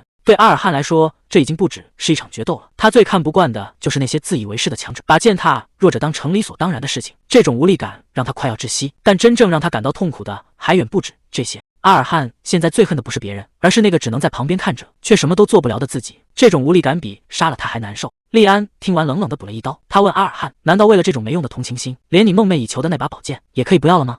这句话直接把阿尔汉点燃了，他歇斯底里地吼道：“我根本不在乎那些东西，那根本不是重点。如果为了保命就要对眼前发生的事视而不见，那这种复仇还有什么意义？靠这种退缩换来的结果，对他来说简直就是一种耻辱。”现在的阿尔汉简直恨透了以前的自己。他跟利安坦白，以前满脑子都是复仇，甚至还卑鄙地想过要直接抢走佩特尔的那把剑。那时候的他就像个睁眼瞎，根本看不清到底什么才是真正该守护的东西。听完这些，利安反而欣慰地拍了拍他的肩膀，说他能有这个觉悟还不算太晚，毕竟剑这玩意儿说到底也就是块铁片子，要是为了这种身外之物迷失了本性，那他这辈子也就到头了。利安盯着眼前的阿尔汉，语气变得前所未有的严肃。听好了，现在的局面想保住所有人，就只剩下一条路可以走了。阿尔汉必须替那个人出战，以代理人的身份去接下那场所谓的荣誉决斗。既然已经退无可退，佩特尔只能在这林子里拼命。就在这时候，阿尔汉突然找了过来：“佩特尔先生，我有些事想跟你坦白。”但这会儿佩特尔根本没法分心，他赶紧叫住阿尔汉：“少爷，你就站在那儿，别动！我现在这把剑可不是说收就能收得住的。”阿尔汉没管佩特尔的警告，他站在远处，终于打算把心里那个大秘密说出来了。虽然这事儿听着挺玄乎，但他现在必须得说清楚。原来阿尔汉有个逆天的本事，只要他吞掉别人的剑，就能直接看到那把剑里的招式和技艺，甚至能把这些东西全变成自己的。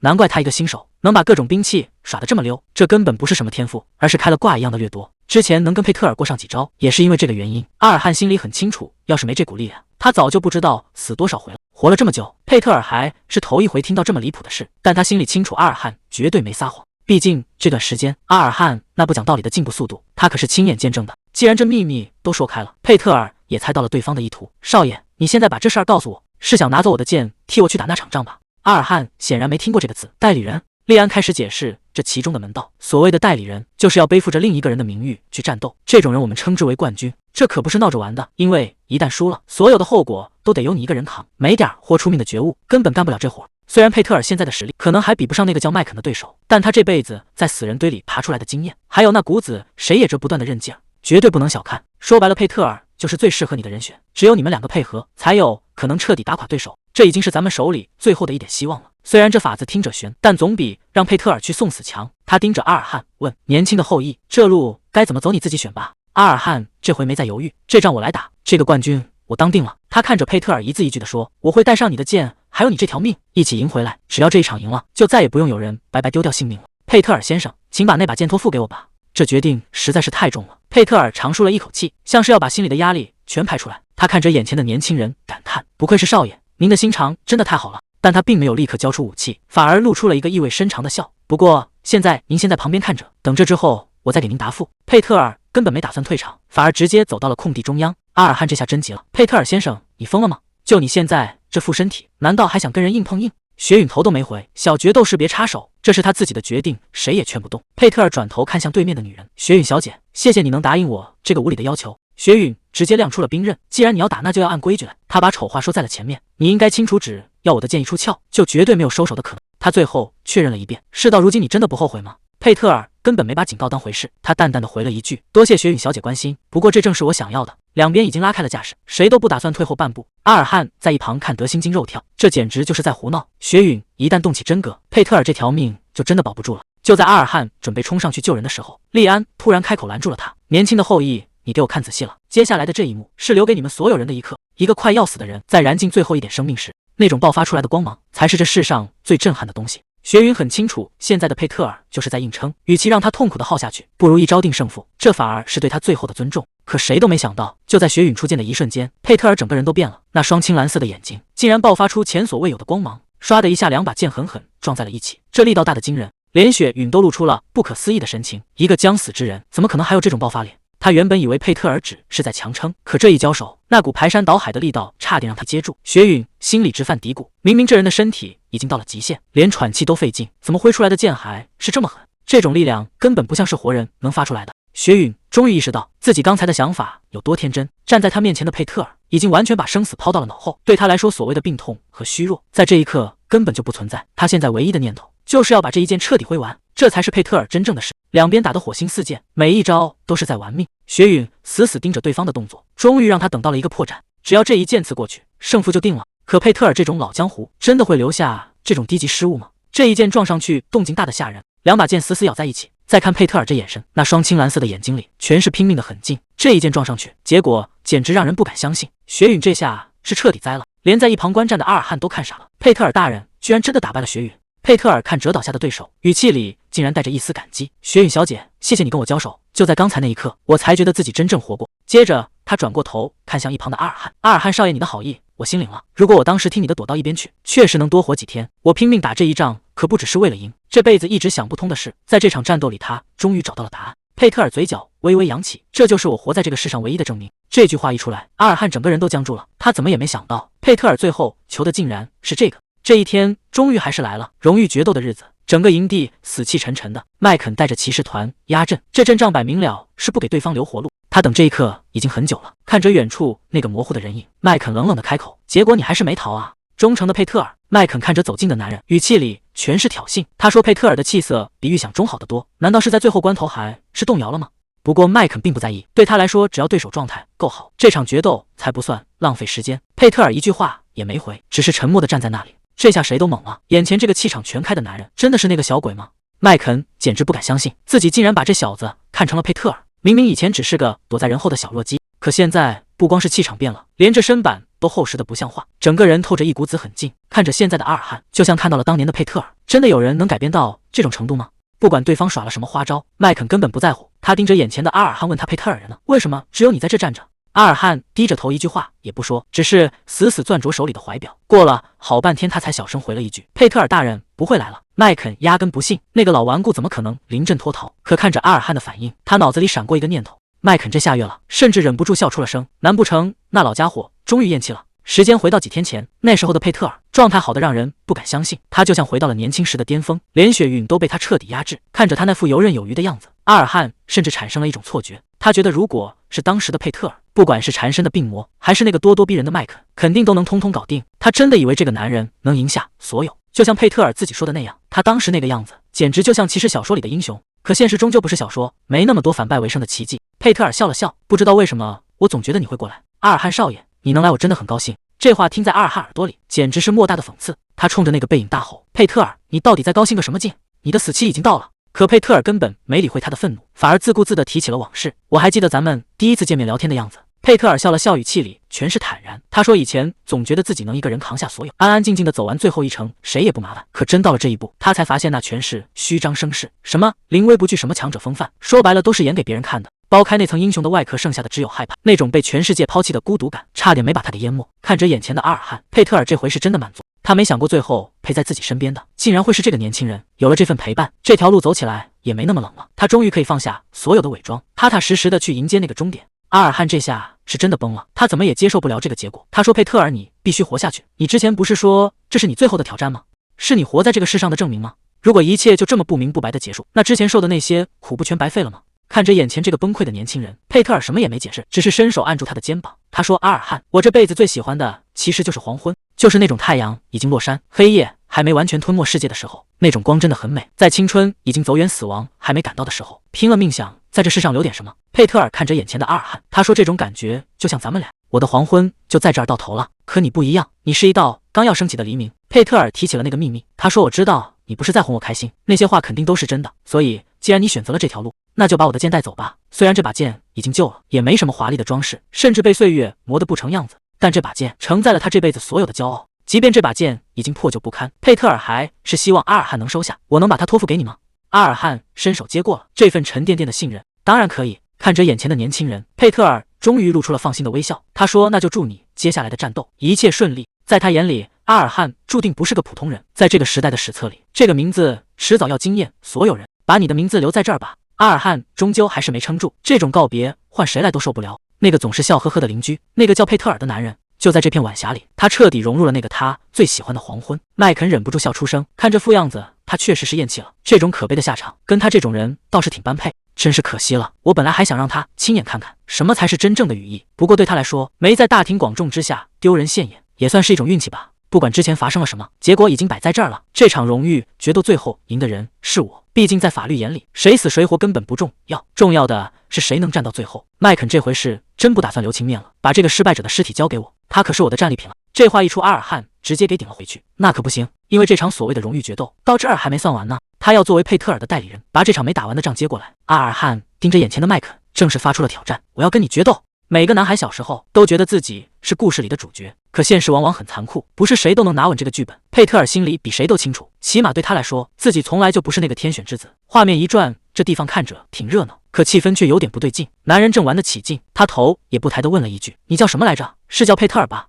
佩特尔就这么冷冷地站着，回了一句：没错。男人这下可来劲了，他觉得这年轻人太没趣，大家出来放松打个牌，至于摆出这副要吃人的样子吗？在他眼里，佩特尔这种性格简直跟这里的气氛格格不入，这一整天就没见他给过好脸色。佩特尔这下是真忍不了了，他直截了当地告诉这帮前辈，你们现在的所作所为实在是太不像话了。在他眼里，整天就知道喝酒赌博，满嘴都是些下流的段子，这哪还有半点骑士的样子，简直是把骑士的尊严丢在地上踩。还没等他说完，男人就不耐烦地打断了他，开口闭口就是骑士精神，听的耳朵都要起茧子了。男人冷笑一声说，佩特尔真是个无趣的人，既然这种场合不适合你，以后就别再凑过来自讨没趣了。他这种性格注定跟这帮人玩不到一块去。就在他被彻底孤立的时候，队伍里又多了一个异类。男人直接推门而入，语气里全是火药味。各位前辈，你们这么做实在是太不像话了，在众目睽睽之下喝酒唱歌，甚至还明目张胆的赌博，这简直是在抹黑骑士的名声。他就像个顽固的石头，半点圆滑都不会，而且完全沉浸在骑士理想中，请至少要克制一下。结果这帮老油条的反应完全出乎所有人的预料。男人不仅没生气，反而哈哈大笑起来，还夸他说的对，真是后生可畏。说出那样的话肯定不容易，不像现在的年轻人，你是个有坚定信念的骑士。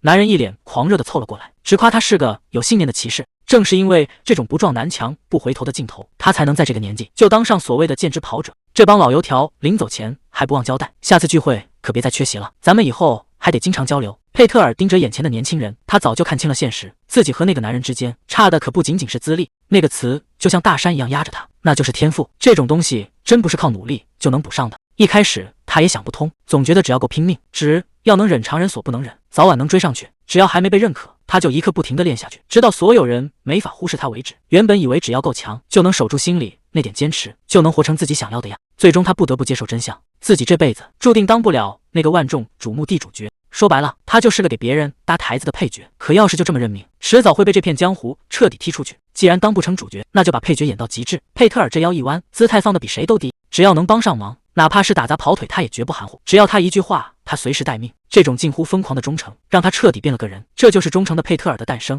既然选了这条路，佩特尔就把尊严彻底踩在了脚下。为了能混口饭吃，他开始变得圆滑，变得连自己都快不认识了。每当夜深人静的时候，他心里那道坎始终过不去。时间是过得真快，一晃眼，他已经不再是当年的毛头小子。现在的佩特尔在一家豪门大户当起了护卫，原本以为这辈子也就这样了，谁能想到就在这一天，他的命运又转了个弯。黛西主动找上了门，笑着对他说了句：我父亲跟我提起过你，从今天起你就是我的贴身护卫了。在黛西眼里，佩特尔这个名字就是靠谱的代名词。他觉得这种从不背叛、把忠诚当成命的骑士简直太了不起了。这就是他们的初次见面。黛西甚至还许了个愿，希望他能一直守护在身边，就像那些骑士小说里的英雄一样。英雄这两个字对佩特尔来说太陌生了，他这种为了活命才低头的人，竟然成了别人眼里的光。给黛西当贴身护卫，这活儿干起来比想象中轻松多了。他整天笑嘻嘻的，完全没把佩特尔当外人。再加上黛西这性格天生自带亲和力，不管走到哪儿，大家伙都特别欢迎他，哪怕他是高高在上的贵族，领地里的老百姓也打心眼里喜欢他。这种人缘确实省了不少麻烦。佩特尔每天的工作顶多就是处理几个喝多了闹事的酒鬼，